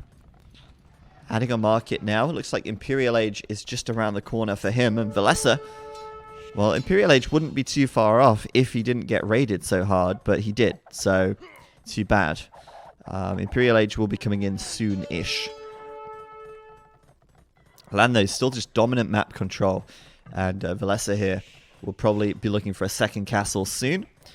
LaaaN, no interest in pushing too far forward with a castle. He did build it back here, which is very, very safe, although I do think it would have served better on the hill, to be honest. But I guess he's in such a strong position that he's not too bothered about that. His main concern is securing the gold, and that's what that castle does. So he's got all of his gold on lockdown. That's great for LaaaN as the Imperial Age now comes in. And LaaaN is just in a position now to do Cavalier, Heavy Camel, whatever takes his fancy. Start switching into some Chuko Nu as well, perhaps. For now, though, just adding more stables, adding more camels, and continuing to push forward. The ram getting in there, that's just brilliant. Raiding the woodline again, he'll find some more vills. And Villese here can only dream of going up to the Imperial Age. You know, he'd love to do it right now. He's building a market so that he can maybe rejig his economy a little bit.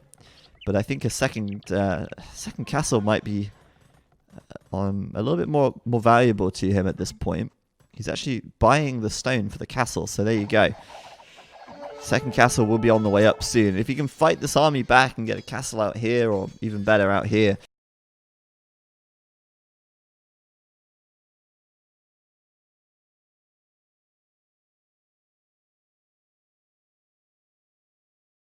that would be so much better for him, but it's not happening at the moment, and Imperial Age will come in for LaaaN.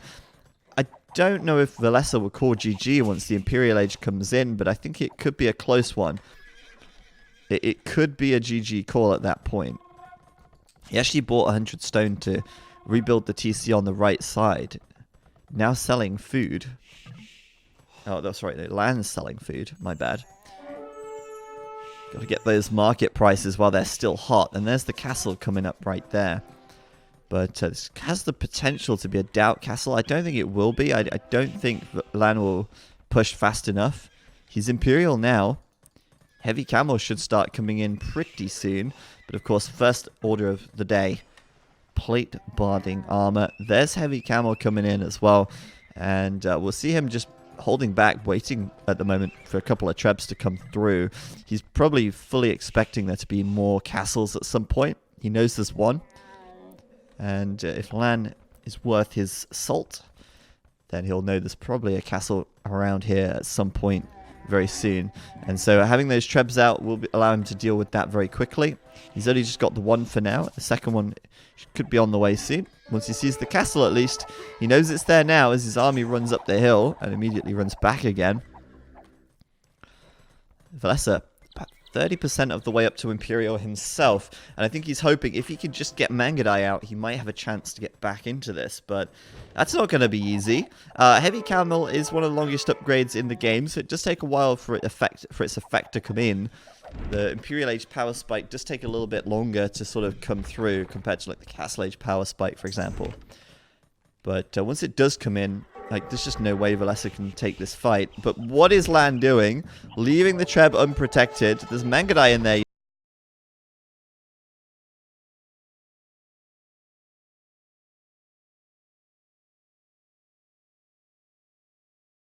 You know, and that trebuchet is going to get taken out for free. Well, not for free. A few units do go down. And they hop into the castle. That castle is firing 21 arrows, by the way. That's pretty huge. Cavalry archers are really good in castles. They do a lot of damage. 21 arrows doing 13 damage an arrow. That's insane. It's absolutely going to murk these heavy camels here. But the camels are also murking the vills. And the villagers don't have any gold to mine anymore, so things are going to get pretty tough for Villese here.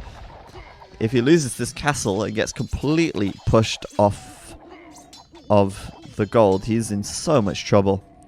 Even this gold to the north, LaaaN has it. Like, he's got full map control right now.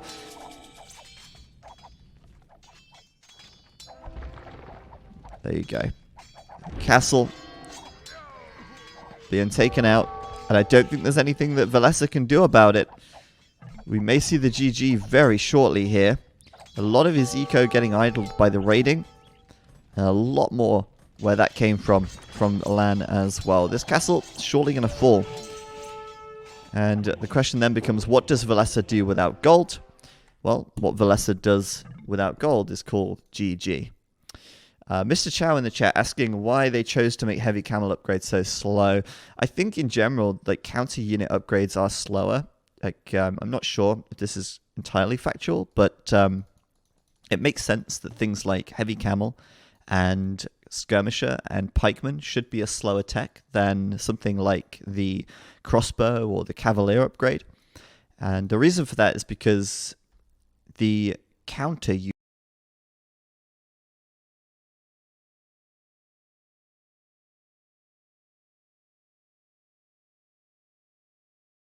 units are sort of more of a reactionary unit. You oftentimes will make or switch into heavy camels when you know your opponent's making cavalry. So because it's a counter unit, it sort of needs, I guess it makes sense for it to take a bit longer to research, so that if your opponent rocks up at your base with a bunch of crossbow, you can't just like instantly, let's say, research skirmisher and off you go. Elite skirmishers popping out all day long. So I guess for that makes sense. That would be my sort of theory behind that, but I don't know if that's factual or not. That's just sort of my hypothesis on why it takes so long. But with that said, we're going to back out. We'll show you the highlights of that game, and we'll have Game 5 waiting for you when we come back. Maybe able to clean it up.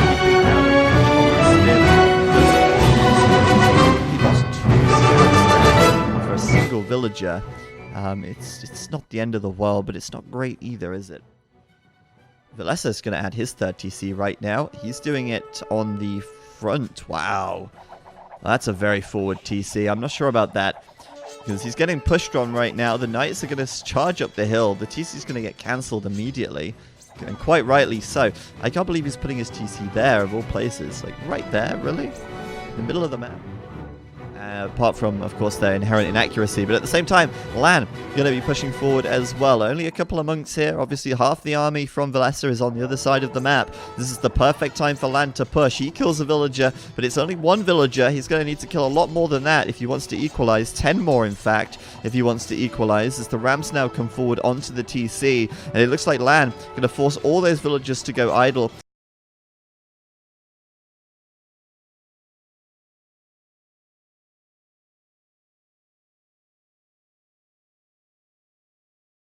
He's going to clean up the army as well quite nicely here. However, look at the villager difference all of a sudden.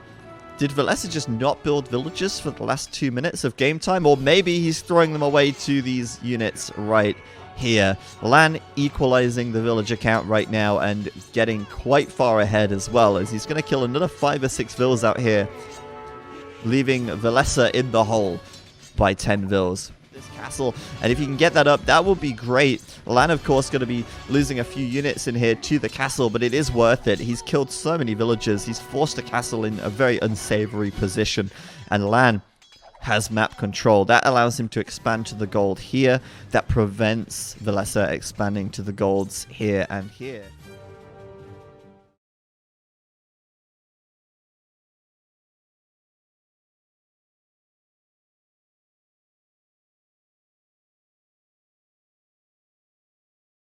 This has been a very back and forth series so far. It looks like it's just going to keep going that way, and that's exciting to me. I really like that in a series. I enjoy it a lot when the games are close, when the series is close, and when we keep seeing these non-mirror civs. I love this stuff. This is great. We're going in now to game number 5. I'm going to fix the team colors real quick, and in we go. And once again, it's brilliant. Once again, Celts versus Indians, 2 new civilizations. These players just keep delivering, man, and I'm a big fan of that. So spawning over to the east of the map in the blue, it is Villese. Over to the west in the red, it is LaaaN. And LaaaN has the Celts, Villese has the Indians, and boy, I don't know why he's taking the Celts here. We've seen the Celts numerous times in this no wall mod sort of series that we've been running. I think we've seen it 3 times, or at least twice now. And both times, it ended up being a little bit underwhelming. I feel like they're very one-dimensional.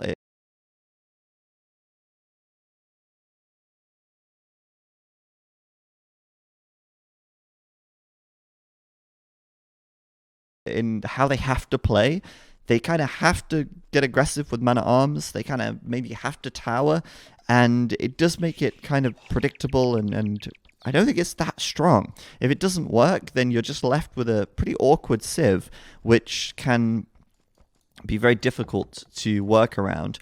Obviously, it's just really awkward, right? Like, you could do knights, yeah, sure, but you're missing a lot of text there.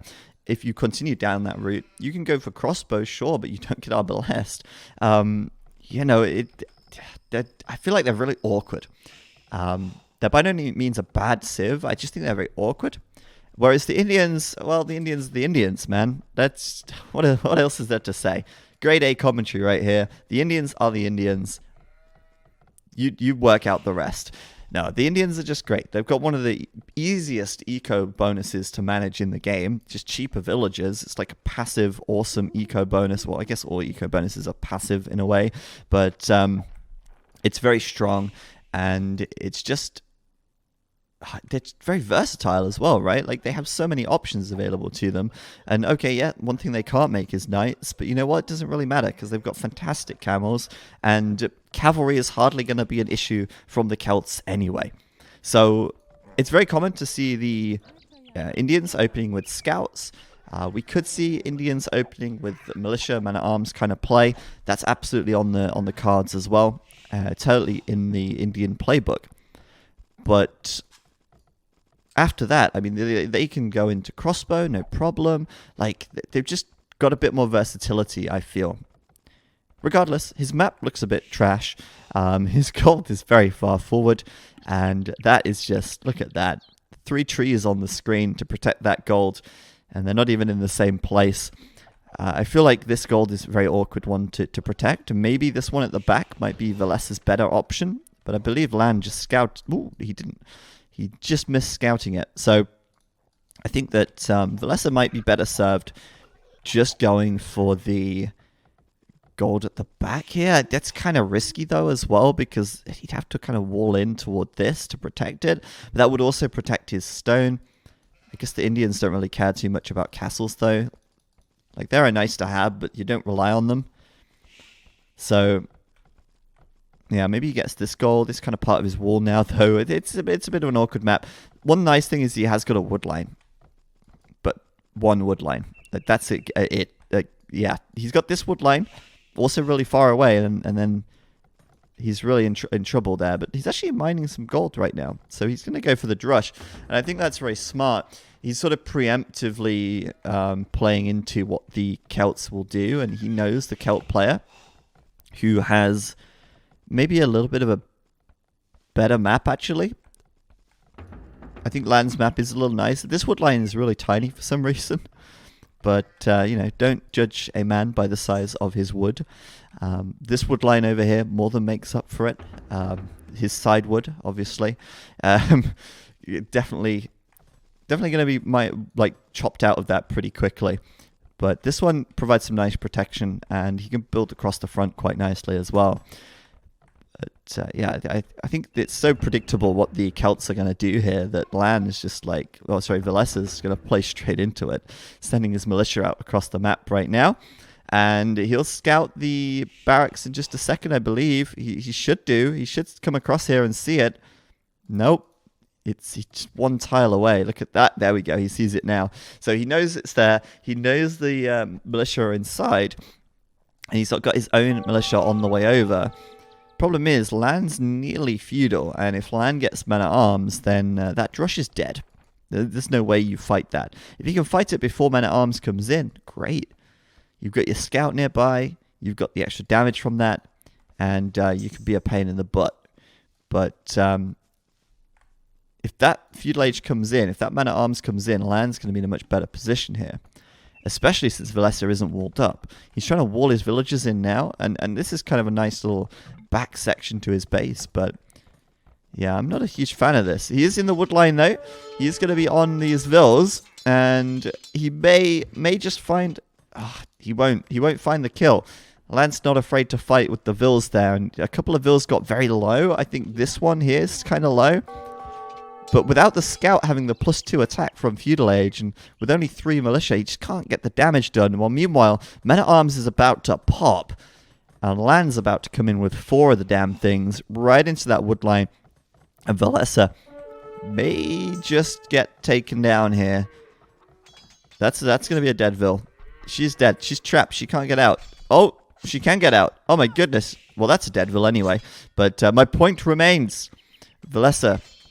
Oh, what a play, though. What a play. I love it. I love it. He's walled them in. That's one way to deal with them.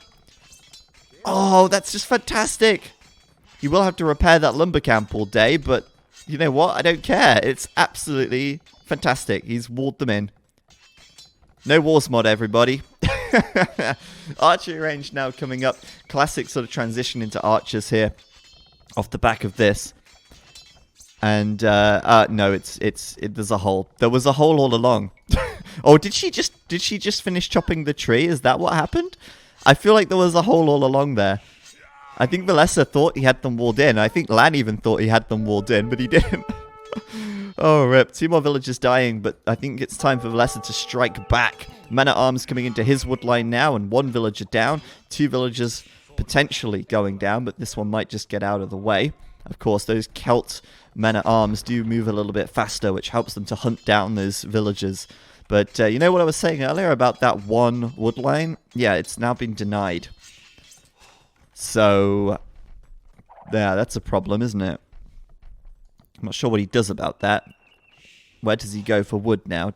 Does he go back here? Probably not. He has to come out to this left side. He's going to go for this wood line again as the militia or men-at-arms will move away. Maybe Villese can find 1 more villager kill here, but it seems unlikely now. And there's a 2 villager difference. It's not the end of the world. I think these men-at-arms will get taken care of quite comfortably, whereas the men-at-arms for LaaaN are still at large. Have you seen this man? Well, too bad if you do see him, because he's going to be lopping your legs off as you run back to the TC. But yeah, the archers are out for Villese, and that means he can at least try and kite these guys down. It's hard to kite them down because they're Celt men-at-arms. They move a bit quicker. I think I've said that already, but it's an important note, an important feature of this model of men-at-arms. But LaaaN so far, quite a good start to the game. That's exactly what he needs is the Celts, because I think long term, the Indians will have the edge here. See those 4 men-at-arms roaming around the back while Villese is now moving across. Is it Vilese's turn to get aggressive? Is that what we're seeing here? Are we seeing a forward tower? I don't think so. He's not got any stone. Where's he? Is he going to mine this stone? Where is he going? He's going to go chop wood. He's going to go... Where, what, who, when, why? Why are these 4 villagers coming forward? What is the plan here? Oh dear. He did lose another villager on the berries there. That hurts. But, yep, that's some forward villas right there. You've not got any stone though. He's mining the stone, or he was taking some stone. There we go. He's got the tower. That is so good for Villese right now. Thanks, Mem, for the host, by the way. If you're coming in from Mem's stream, welcome. This is a best of 9 sponsored show match between Villese and LaaaN. It's currently 2-2. This is game 5. It's been very back and forth so far. The setting is no wall mod, hidden pick, no repeat, Arabia only. And it's been a fantastic series so far. And now Villese striking back. Gonna be towering up that wood line. And that's a pain because, like I said, this wood line back here is very, very small. And this one is now being denied. But, you know, Villese is probably still annoyed because his opponent still even has a second wood line. But Villese now has the hill. Does take off 1 villager there, but we'll have to back away a little bit because he doesn't want to fight the skirms, even downhill, with such a small number of archers. Just impressed that LaaaN has managed to do so much with these men-at-arms at the moment. And meanwhile, things are getting quite messy in this game. As most of these no-wall mods games go. Quite messy. Yes, there is ECL tomorrow at 2 p.m. GMT. That's 3 p.m. if you're in the UK. And 4 p.m. if you're in Europe. But yes, Villese here having to fall back a little bit. The skirmishers being a nuisance. And normally I feel like you see the Indians adding skirmishers quite early on. But not this time. LaaaN's actually going to find himself some low villagers here, but I don't know if he's going to actually kill any. They dip, dodge, dive, and ducked at their way out of the range of those archers there. LaaaN's in a great position right now. Villagers, though, battering away at this house, and Villese looks like he wants to continue that tower rush. Imagine a tower here. That'd deny a couple of farms, wouldn't it? LaaaN once again on the farms, the men-at-arms. I love it, but unfortunately this time Villese paying a little bit too much attention. But here come the vills. It's an outpost first. Let's see what's going on. I don't know if LaaaN has any idea. Yes, he does. He does have vision of that. So he's going to see this coming, but he has no way to stop it. It's like watching a dream. You know, you can see it happening, but it's like a nightmare. You can't stop it from happening. Meanwhile, though, Villese can't stop this. It's a lot of archers in his wood line, and those villagers are being blocked from running back to the TC. LaaaN going in deep right there. Wall him in. Oh, let's see it. Round 2. Round 2 of walling LaaaN into the wood line. Not going to happen. We're going to see the GG from Villese instead. Villese right there. He knows he's behind, right? He knows that he's in trouble, and losing his wood line for the second time that game, just a little bit too costly, just a little bit too much for him to handle, really. And being 6 vills down and 8 military down, having no easy way to clean this up. and sort of investing into towers and not seeing much fruit of that investment either. It's really just Villese falling over and dying, really, isn't it? Sort of a culmination of LaaaN outplaying him. Homecoming is a safe space for you to reflect on your service and think about what comes next. I can't wait to hear your stories and talk to you about where you see yourself in the years to come. Does anyone have any questions I can answer?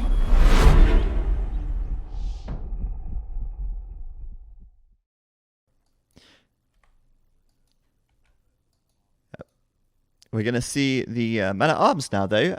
Once again, we'll have a little highlight clip, and then we'll be getting into game number 6. So we'll roll the clip, and we'll be back after this. What a play! I love it. I love it. He's walled them in. That's one way to deal with them. Oh, that's just fantastic. You will have to repair that lumber camp all day, but you know what? I don't care. It's absolutely fantastic. He's walled them in. And no, there's a hole. There was a hole all along.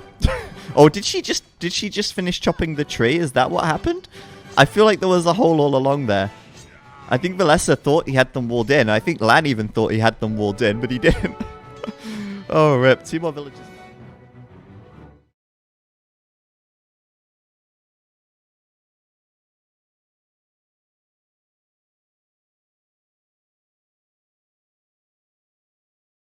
Tree that was preventing those men-at-arms from getting through. And then once that tree had gone, that was it. He was able to just walk straight through and kill the Vils. So kind of unfortunate for Villese there. He wasn't able to stop that. It was a nice play, and I think if he'd have stopped those militia men-at-arms from getting out, I think that would have been huge for him, because I think that game could have gone a different way entirely. I would have really pinned the Indians down as my favorite for that match, but yeah, I think that the way that LaaaN played it, he just kind of outplayed Villese in that one, and made it look quite straightforward at that point. So game 6 will be on the way very soon. The game has been launched. We're waiting for the spectator delay now. I mean, it's kind of awesome, really, at this point. You know, we're game 6 now. 5 games have been played. Not a single mirror match. Not a single repeated civ at any point. And Villese and LaaaN can pick any of their opponent's civs that they've played so far. So Villese could take the Huns, the Slavs, the Chinese, the Mayans, like anything. But neither player doing that yet. And like both players just sort of doing their own thing. And I like that. I respect that. I do wonder, though, if they maybe think that they can't pick their opponent's civ either, because like the rule is no repeat, but it's no repeat of your own civ, not your opponent's civ as well. But you know what? If they play it like that, I don't really care, because it still makes for fascinating matches. And I'm just on the edge now about what we're going to see next. There's still some great civs left. We haven't seen Magyars yet, which is a civ which I'm just madly in love with. We haven't seen Aztecs yet. We haven't seen Incas yet, more to the point. But we may see them now as we are loading into our next match. Fix those team colors real quick. We are in Villese, up to the north of the map, taking the Huns. There we go. The first repeated civ of the series. And just confirmation then that the players know they can pick civs their opponents picked, as long as they've not picked it already as well. So game 6, Villese in the blue, Huns for him in the north, LaaaN in the red, Aztecs in the south. Netan asking in the chat, why do some civs have a green health bar? That's just to indicate that they won that matchup. So if you want to know how the series went, you can see game by game which civ won. It might not be the clearest thing, actually, but we do actually have a system in place, well, a system that we're going to be using in the future to make it a bit clearer. We just haven't done that yet because we're still waiting on a few things.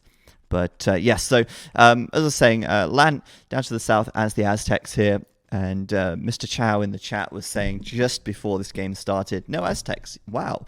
Well, there you go. Wow, Aztecs. It's happening. It's happening right now.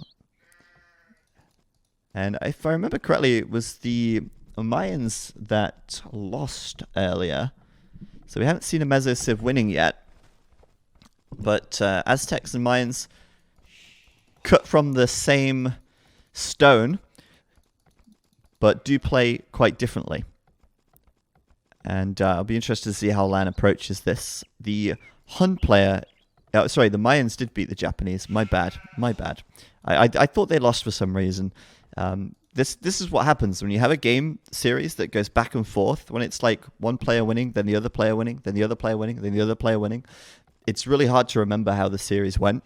Whereas when you have like... I can remember the scoreline of last week's games easily. I can remember Doubt versus Tato because it was 2-0, then it was 2-2, then it was 4-2, then it was 5-2. And it's much easier to remember the order and all that stuff. But anyway, we do have Huns for Villese, and I think this will be a very standard play for him. But taking a look at his map, it's very, very open on the left-hand side. The right side wood line,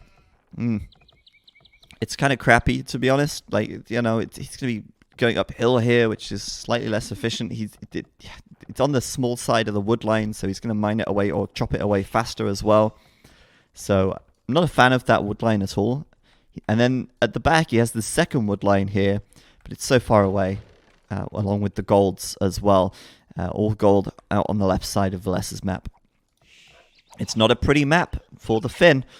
And we'll see what he can do with this, as no doubt the Aztec player will be doing some form of early aggression in the form of a drush or men-at-arm play. And that means that the ball should be in LaaaN's court. Like, he should have control over the map, and that should force Villese here into quite an awkward position if he doesn't deal with it. The map for LaaaN, it's quite a bit nicer. This wood line at the back is much nicer. His gold's kind of exposed, though, but he could easily kind of block that there. Or maybe, I don't know, that kind of then blocks out his gold, I guess. But it does make it easier to control the choke points to the left of the map. The right of the map is quite easy to close off as well. But at the moment, he's just focusing on closing off the front, which is understandable. It's early days, and he hadn't scouted, obviously, too much until this point. But probably see the barracks coming out here and more houses across the front for now, just to limit the options of Villese. And Villese doesn't really have any easy walling options at all this game. So, I mean, I don't even know. I'd probably just end up building out here, to be honest. But maybe he'll build out toward the gold a little bit or something. Either way, not a nice map for Villese here. And there's the barracks from LaaaN coming up at the front. The fuselage looks like it will come in first. This isn't a drush barracks. This is a men-at-arms barracks. As LaaaN goes up to feudal, followed up by Villese just a few seconds later here.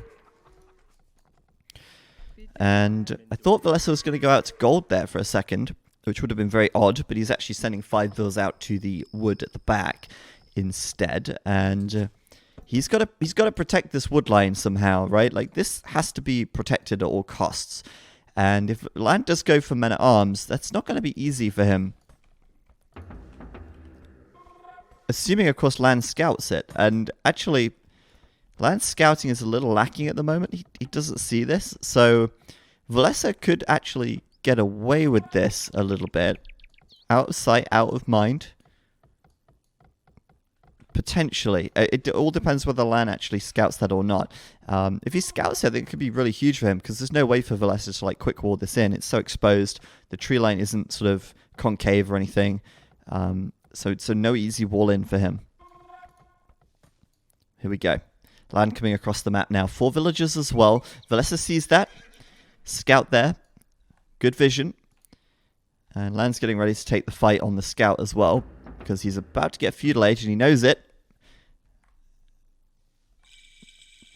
But isn't able to get a hit in. Still, though, coming forward. Immediately a tower from Villese coming up between the woodline and the berries. This is so important. But I don't know if he can keep it up. I don't know if he can defend it. Villese is now like panicking. He's like, what do I do? Oh crap, I'm going to have to bail on the tower. Because Men-at-Arms is about to come in and that tower will go down. Villese does have enough stone for another tower, fortunately. But the tower that Villese wanted to place is instead going to be placed down by LaaaaaN. And LaaaaaN now going to find a villager in the wood line. And it's a great start. It really is a great start. The scout play from Villese has been completely abandoned at this point. He goes for an archery range instead. Losing access to the berries, of course. I mean, switching into an archery range now while you still can is probably a good idea.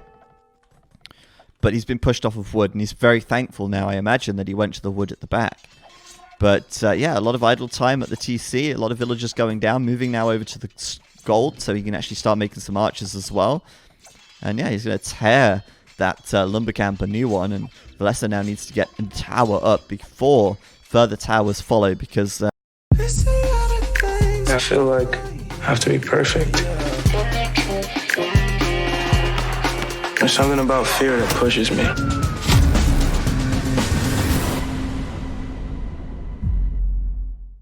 LaaaaaN is on gold, on stone, and he will be following this with more towers. And it looks like LaaaaaN heavily saturating his berries, really just focusing on getting more towers up, getting those Men-at-Arms upgrades in, and getting forward across the map here.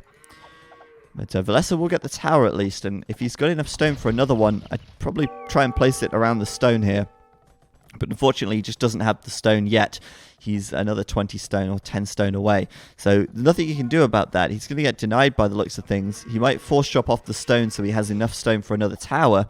There he goes, and then back away, admitting defeat there, putting the tower up on his second wood line now. It's amazing what kind of chaos and havoc these Men-at-Arms can cause. Just 4 Men-at-Arms able to do so much damage in such a short space of time. Miraculously though, Villese keeping his population in check. He's very close in villagers at the moment. He's just sort of like 20% behind on villager production. And with the skirmishers out, he can start, I guess, to chip away at these Men-at-Arms a little bit. He's got an archer in here as well. But Villese looks like he might end up losing a villager. This one's going down. And maybe we'll see another one going down as well. But for now, LaaaaaN. Whoa, hold on a minute. He kept that villager alive. I'm shocked. I really thought LaaaaaN would actually go deeper with his eagle to kill off that villager there. Those two villas are so exposed and so weak. But not going down, that's pretty critical, pretty crucial for Villese there. And this time around, he actually cleans up those Men-at-Arms without taking any villager casualties on the back of his base. So I think he's going to be pretty happy with that. He'll also be able to batter down this tower, because I believe it's out of range of this one. So LaaaAN's aggression, it just went from being absolutely stellar to sort of running out of steam very, very quickly here. This tower as well can be battered down, also building it out of range of the first one. So I think Villese is absolutely fine here. But LaaaAN now will switch into Eagle Scouts. And I was saying before about how the Mayans take absolutely years to produce Eagle Scouts, 60 seconds. That's not the case with the Aztecs. Faster military production across the board. Faster Eagle Scout production. You can actually make these things in a time frame that isn't measured in light years. It's measured in game seconds instead, right? Like, it's a lot faster. Doesn't have any upgrades on defense, but then again, Villese doesn't exactly have fletching at this point. So LaaaAN could take this fight here. And take it he will. A good fight it should be for him. Sounded like Yoda then, Jesus. Right, LaaaAN throwing up a watchtower in front of Villese's farms. If you can deny those, that would be a win. And once again, he's back in control, sort of. Did get the tower back here taken out, but this tower on the front is going to be annoying. And I tell you what, these Eagle Scouts as well have potential to do quite a bit of damage as well. So Villese now forced into doing a stable, which is probably what he wanted to do from the beginning, but wasn't able to because he had to switch into the range. His berries are still being denied. And things are messy for the Finnish player right here. But we do have the blacksmith up for LaaaAN, and that means +1 defense is coming in. These Eagles have certainly landed, and they will certainly be a problem, a thorn in Villese's side for a little while here. kind of hard to deal with at this point. Scouts, pretty good, but doesn't have the food for scouts right now. And we may end up seeing, essentially, Villese just sort of being stuck in the fuel age here. That might be the case. We'll see the Eagle Scouts running around the backside. Oh boy, these archers are going to get caught out of position. And as soon as they run back to the TC, LaaaN can double back and start going for the gold. Or he goes up to the top and goes for the wood line. Like, he's got options. He's got options. Like I say, the ball is very much in LaaaN's court this game. And has been since the very start. That's just the nature of the Aztecs. And that is a nice tower. 3 farms now denied. Probably, if he gets fletching, he could actually deny another farm, I think. I believe he'd be able to range these villagers here. But this is such a pain in the backside for Villese here. He loses a villager at the back. And, yeah, he has to rebuild a mill, has to rebuild the farms. It's costing him a lot of wood. LaaaN, meanwhile, though, does forget to do double bitaxe and horse collar. I don't know if he forgot, but he probably delayed them a little bit in favor of, you know, pulling off that trush. You're not able to really pull off a quick trush like that with 5 men-at-arms or 4 men-at-arms that early if you don't sacrifice something. You know, he had 5 villagers gathering gold. Sorry, I always say call it gold. It's stone. And he had 4 villagers coming forward. So you don't really leave much space to do your upgrades at that point. And so that's kind of one of the downsides. And now he's got them in. He'll be leveling with Villese here. But it's very difficult for Villese. I mean, this tower creep is so annoying. And, wow, well, I was saying about LaaaN forgetting to do horse collar. So Villese has only just completed it himself. So all of those farms less efficient than they could have been as well, which also stings just a little bit for Villese here. The eagle numbers are getting quite scary at this stage. The stable that he built is going to go down after only producing a single scout. So again, more sort of wood wastage here from Villese, and LaaaN's just going to start to pull ahead, I feel, economically. He might be behind by 2 vills, but I think that's almost misleading due to how much idle time has been forced from the blue player here. Or how much idle time red's forced, I should say. But another tower going up for Villese here. He is back on the stone on the right side, remember. And those eagles able to get up in the face of those archers and do quite a lot of damage. LaaaN ahead only by 2 kills though, and so the damage has been traded quite evenly so far. The towers certainly making it very awkward and very difficult for him to really get in there and do a lot of damage. But hello everyone in the chat, Sonic Speedy. I see you. I'm reading the chat at the same time as casting this. So if you have any questions or anything you want to comment on, do leave a comment, do leave a chat message. It's all live.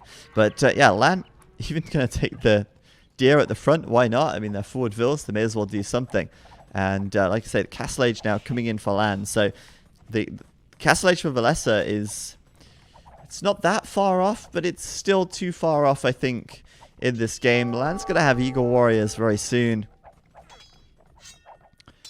And it's just going to be very painful, very difficult for Villese to deal with that. Like, kind of needed to be up faster in this case.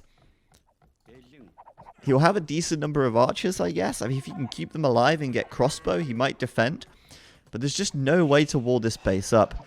And once the Eagle Warrior upgrade comes in, we're going to see so much more trouble. We're going to see faster creation speed on the Eagles themselves. We're going to see quite a big power spike in these units.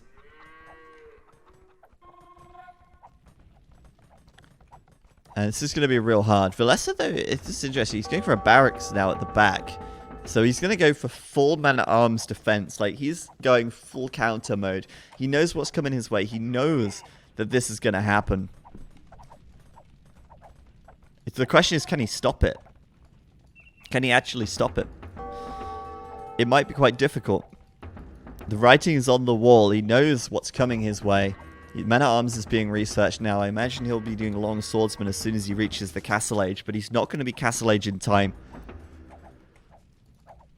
Castle Age just coming in, and LaaaN is running in. The Eagle Warrior upgrade, it's fairly quick.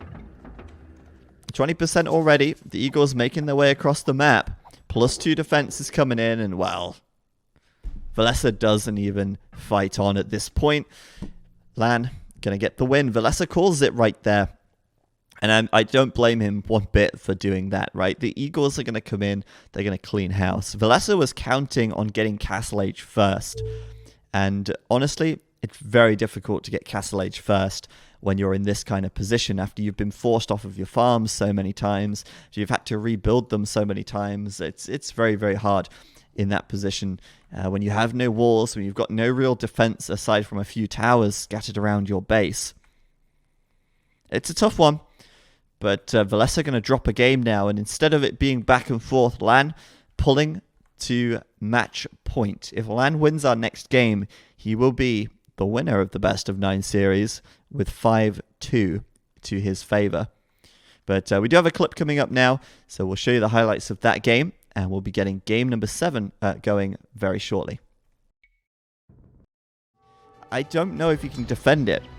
Villese is now like panicking. He's like, what do I do? Oh crap, I'm going to have to bail on the tower.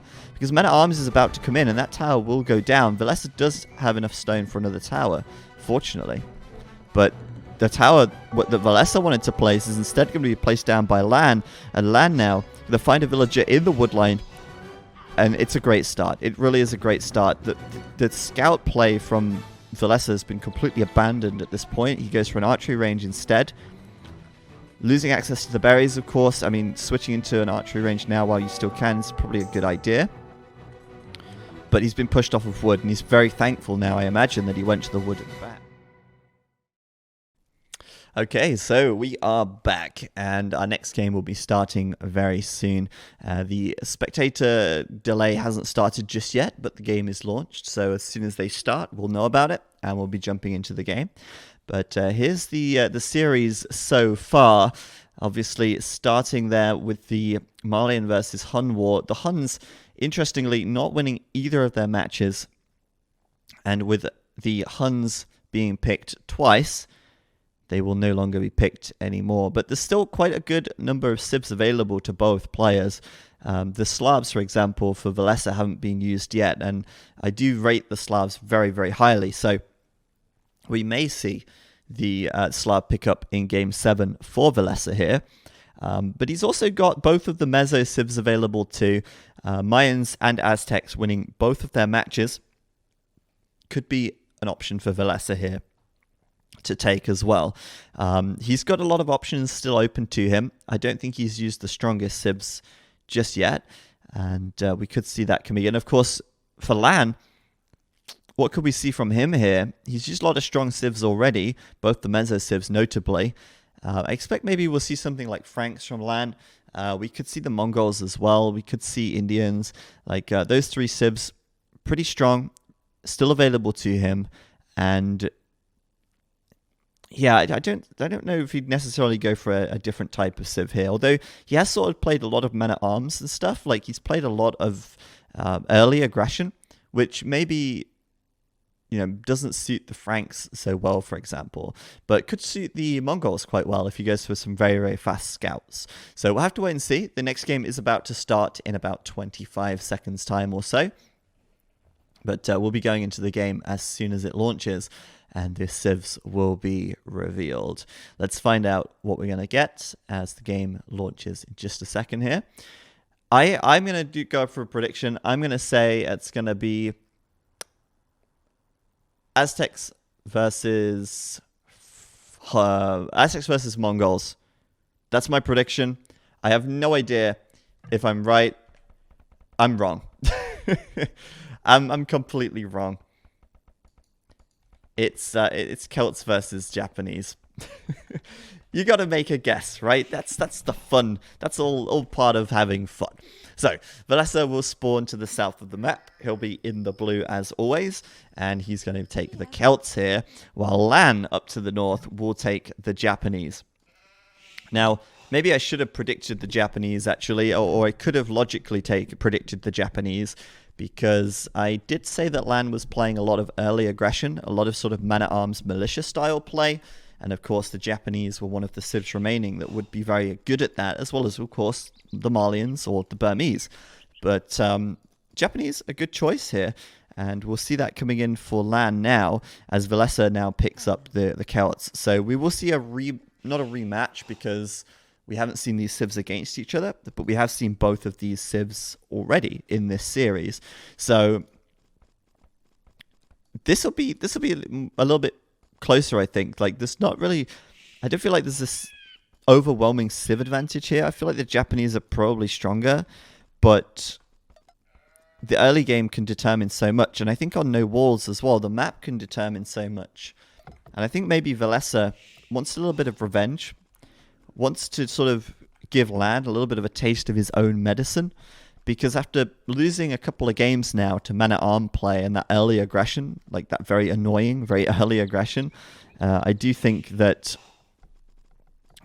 he kind of wants to get back at LaaaN and bring some of that game to the match as well. So we'll see what he goes for. I mean, as the Celts, I've said before, you're pretty much sort of shoehorned into doing one thing, and that would be some kind of man-at-arms or drush and towers perhaps, and then later switching into archers and then transitioning from there into pike siege, into woad raiders, you know, depending on what your opponent is doing, of course.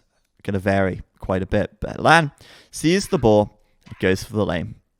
And we established this right at the start. In game 1, we established this. We said, LaaaN's going to play dirty if he's given the opportunity. He's not going to go out of his way to play dirty. He's not going to go, you know, straightforward every game and try and steal your boar. He's going to scout his base and find his stuff. But if he gets the opportunity to steal a boar or a sheep, he's damn well going to take it. And I noticed as soon as we saw that boar steal, Robo in the chat wrote bet LaaaN all. Well, a boar steal here is pretty catastrophic. It's not over by any means, but it makes this drush man-at-arms play incredibly awkward. Villese, though, is very fortunate. Like, this could be a lot worse than it is. And it's made better by the fact that this 340 food that's just been stolen has been replaced by 420 food in the form of deer, which gather at the same speed as boar, but also decay less. So in actual fact, you know, the fact that these deer are spawning so close to the mill is very fortunate for Villese, and he'll actually make up for that lost food quite quickly and quite simply by taking these deer here.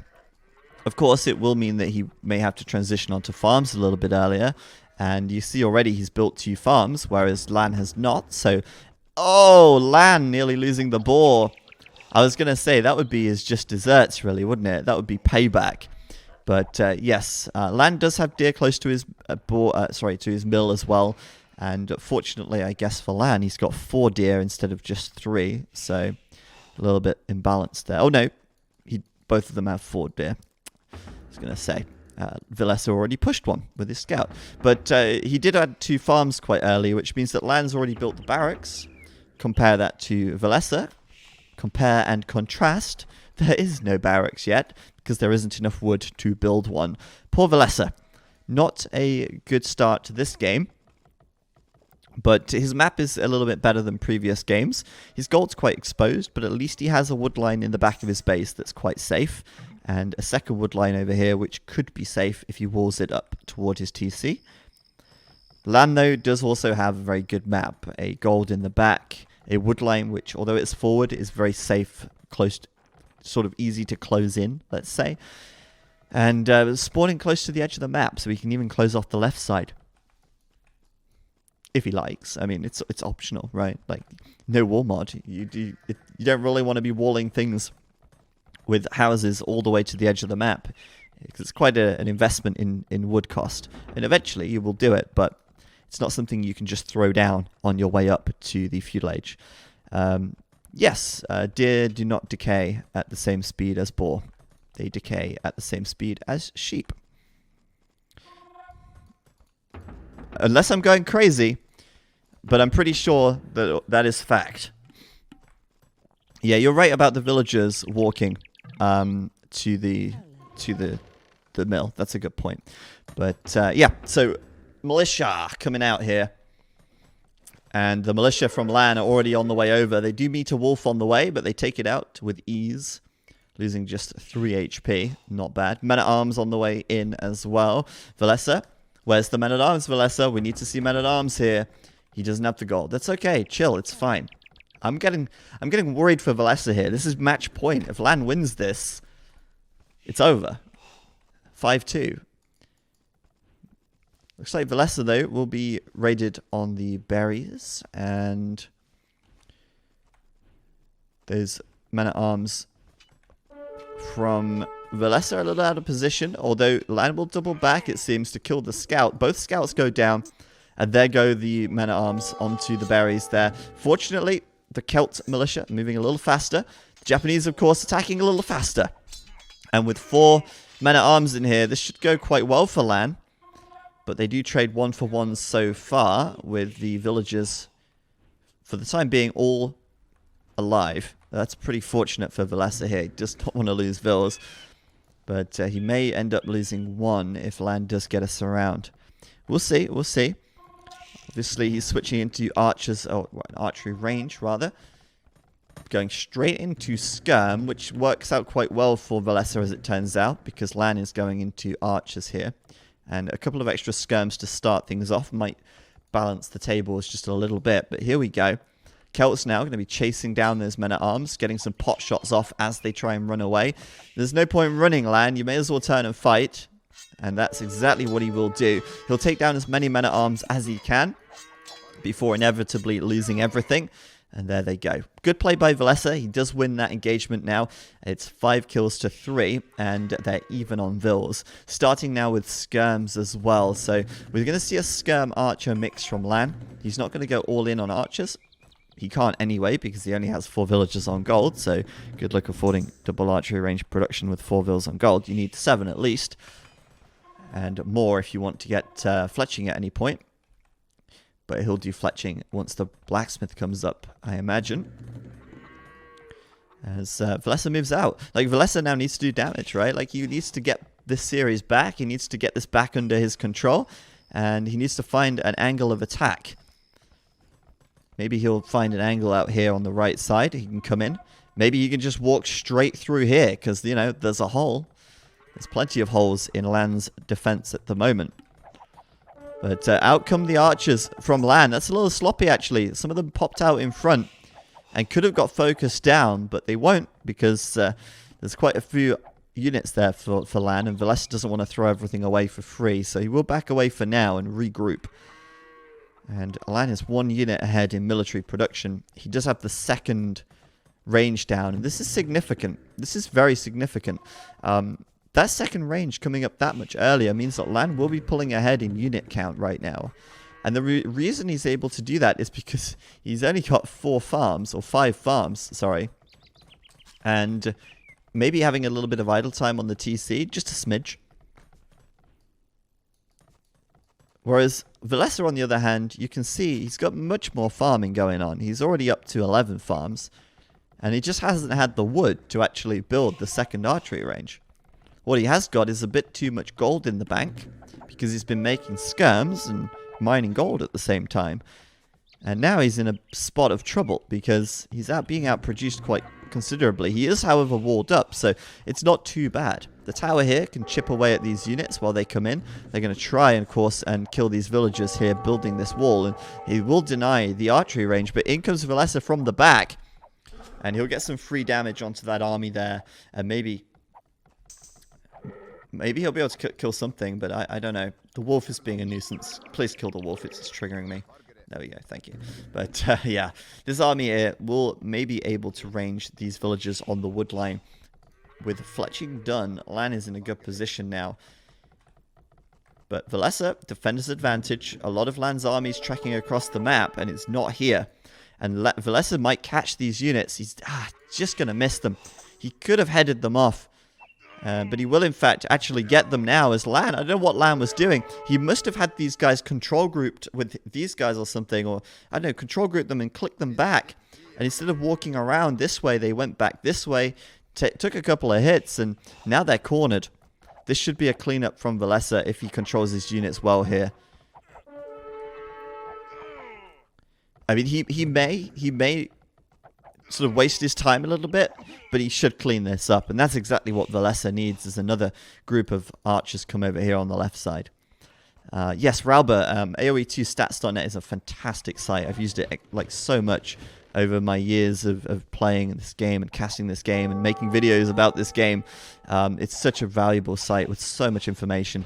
And I believe if you look there at the gather rates or decay rates, you should see that deer decay at the same speed as sheep. At least no one's corrected me in the chat, so I think that's right. But yeah, does lose a villager on the berries here, but does then go seed more farms. And Villese should go up to the castle age now quite quickly. LaaaaaN will go up fairly quickly as well. Villese currently investing into wheelbarrow. Even on military-ish. Of course, LaaaaaN has been out producing him, but Villese has killed more, so he's done a good job. And if you can just get that Castle Age power spike, I know this sounds really biased, like I'm rooting for Villese, and so what if I am? I want to see the series go to more games, okay?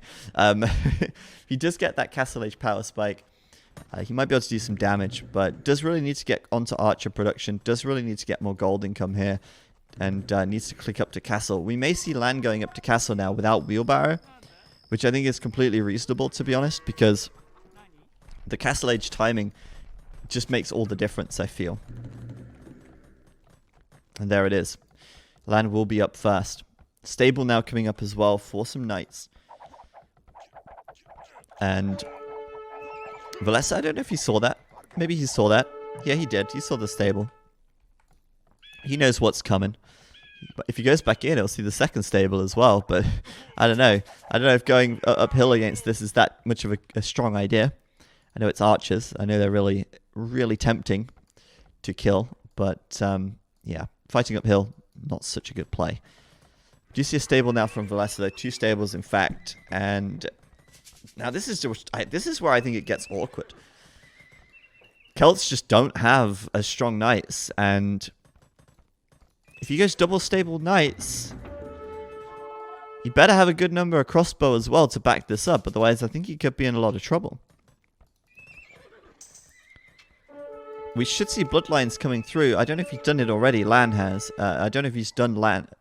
Let me try that again. I don't know if LaaaaaN has done bloodlines yet, but he is doing +1 defense. Villese doing +1 defense for knights or cavalry as well. This double stable knights is going to be pretty huge. I think maybe LaaaaaN will stay 1 TC here. In fact, I'm feeling like if he just continues to just go all in right now, he's going to be in a fantastic spot. Both players do the same thing. Both go 2 ranges and 2 stables. I think LaaaaaN comes out ahead here. But here we go. Knights coming out. Bodkin arrow, crossbow immediately coming in. And LaaaaaN just going to go straight forward. Villese, meanwhile, he's going to be going into archers. Of course, he's going to have some skirm. Does he upgrade the skirms here? I feel like he doesn't. I feel like he has to go... Okay, cav archer. That's interesting. Wouldn't have expected that. That must have been a misclick. Yeah, I cancelled it. Does go for 2 knights immediately. And then a siege workshop. And I feel like that's the only option he's got right here. I think he has to do the siege workshop here. This is going to be interesting now. Basically unupgraded knights, +1 defense. With that said, LaaaaaN doesn't have bloodlines here. He could do bloodlines. I feel like bloodlines would be pretty significant, but I guess, actually, doing bloodlines at this point would be a waste, if you think about it. It's better to actually get some knights out first and then do bloodlines. Because, you know, investing in bloodlines now means you're not training knights, and now he's doing bloodlines. There you go. So after he's got like 6 knights out doing bloodlines, it's going to give him an extra 120 health. It's essentially an extra like free knight for doing bloodlines here. It's just in a fantastic position. We've got a monastery for Villese and siege. I think this is the play. This has to be the play. Siege and monks, right? It's the way to go against this army composition. Your knight's not as good. Your opponent's got more army than you. Even upgrades, though, on the ranged units, but even the ballistics coming in for LaaaN now as well as a second TC. He's doing a little bit of everything. I like that a lot, but Villese is absolutely all in on one TC for now. He built that tower earlier, remember, so he doesn't actually have the stone either. But Villese's interestingly gone for a single Scorpion from that Siege Workshop. You can hardly say that that's been put to good use. That's a lot of wood investment right there for a single Scorp, which does next to no damage on its own. And here comes LaaaN. Let's see what he can do. Oh no, the monk immediately goes down. This fight is the fight that will determine the game. The knights, however, do get taken out quite quickly. This Scorpion stays up for now. Oh no, it goes down. The repairers stop repairing. And Villese should be fine. He can back up if he wants to the safety of his tower, remember. But his knights are going to get on top of the crossbows here. And that went pretty well, actually, for the blue player. But he has to be careful not to overextend. Needs to get back. That tower defense really useful here. But I feel like Villese just... He's built the monastery, he's built the Siege Workshop, and he's not able to utilize them. He just doesn't have enough gold income. His other gold is too far away, and his other gold is maybe accessible, actually. He could go for that, but it would be a risk. Villager's hopping out the tower now, and yeah, he needs to put these buildings to work, because otherwise he's just going to get outgunned. LaaaN already has the larger army. He's got the better stats as well. Forging now coming in, actually, although I say he's got the better stats. LaaaN doesn't have +2 on his knights, which I just realized. He doesn't have +1 attack either. So those upgrades are quite big. Villese's going to have the TC on the left side denied for the time being. He's got to get back now. In fact, he'll delete the damn thing. Building a market in base, and maybe he'll put a TC out on the right side here to get the gold. That could be a good play. Those villagers getting sprayed with arrows as they retreat back to the town center. Come on, Villese. I want to see you pull this one back. What does he need? A good mangonel shot. So some knight conversions. And he'll be in a good position. The problem is, economically, he is falling behind. That delay on that TC has cost him. And that second TC is only just coming up. LaaaN, so far ahead at this point. Villese needs to stabilize here and figure it out. Third TC coming up on the right side. I think that's a great spot for the TC. It has to go there. He has to secure the gold. Meanwhile, LaaaN just doing a third TC. Chilling. Quite comfortable with all the map control in the world. +2 on his knights done. Husbandry being researched. Slowly teching these guys up. And yeah. I highly doubt that Villese needs a sleep. You don't sign up to a best of 9 show match at this time if you need to be in bed by 11, you know? you know what you're getting into. And hey, he didn't cancel that cavalry archer after all. Or he built another one, I don't know. I never saw it coming out though, but it's such a waste. Look at it just get wrecked by the knights. Oh dear. Still though, Villese's going to push out with his inferior knights. LaaaN has only just done wheelbarrow, by the way, so you know Villese's got that going for him, which is nice. But this is risky now. Both players missing each other as they go across the map.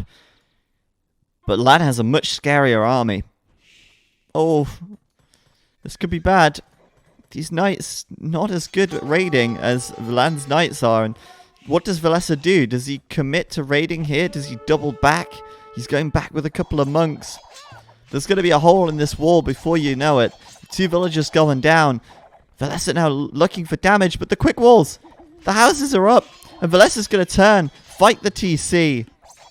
And if he can get that, if he can actually get that, that's 12 villagers right there. And he's not going to lose anywhere near as much back at home. That could work out incredibly well for Villese now, turning this one around. Even with the +2 attack on this TC, he's going to get it. And I don't think he'll kill 12 villagers by any means, but he might kill 3 or 4. That was good. I like that a lot. He's going to kill the TC off with the remaining knights while chasing a few villagers down. And I think he got 2 villagers in total, so a little bit underwhelming. But the TC is gone. Meanwhile, in the back of his own base, oh no, it's a disaster. 5 or 6 villagers going down to the crossbow, and he can't afford that.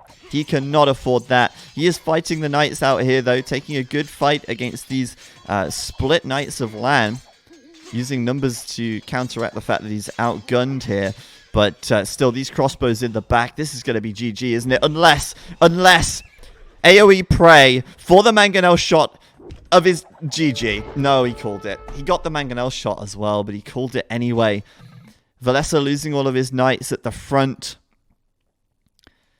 But it wasn't enough for Villese there. These crossbow in his base shouldn't have been there in the first place.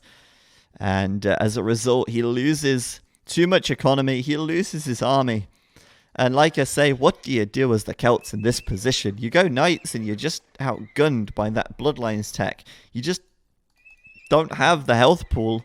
And going for crossbows is all well and good, but you need so many of the damn things, and they don't really serve you well going into the Imperial Age either. So, well played to LaaaN, a fantastic win for him.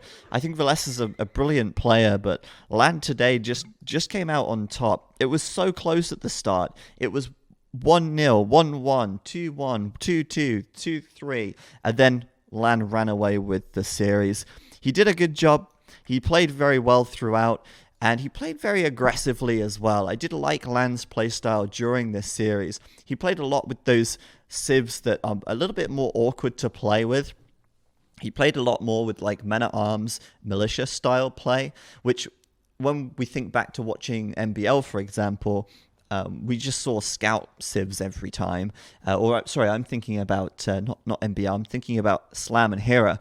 We just saw scout civs back to back. But, you know, we saw LaaaN going for some very strong picks. Obviously, the Aztecs and the Mayans both resulting in wins for him. The Slavs, interestingly, the one civ he didn't win with, and as well as the Huns. But I don't think the Huns are that ridiculously strong in this current meta game at the current moment in time. But yeah, he did win quite nicely with those infantry civs. You know, the Celts, the Japanese, the Aztecs there, coming strong with those. And good series for LaaaN, a good win for LaaaN. And he's going to be pretty happy with $150 to boot. So thank you, everyone, for watching. Thank you for tuning in. Again, apologies for those technical difficulties earlier on. We obviously had some issues with OBS, and we had some issues with the game as well. Like, it just paused for some reason and it didn't resume, even though the game was running. I don't know what was happening there, but yeah, we'll work through it. We're trying to improve all the time, and we're going to play a final clip, I believe, from the last game just to round things out. We'll take that away.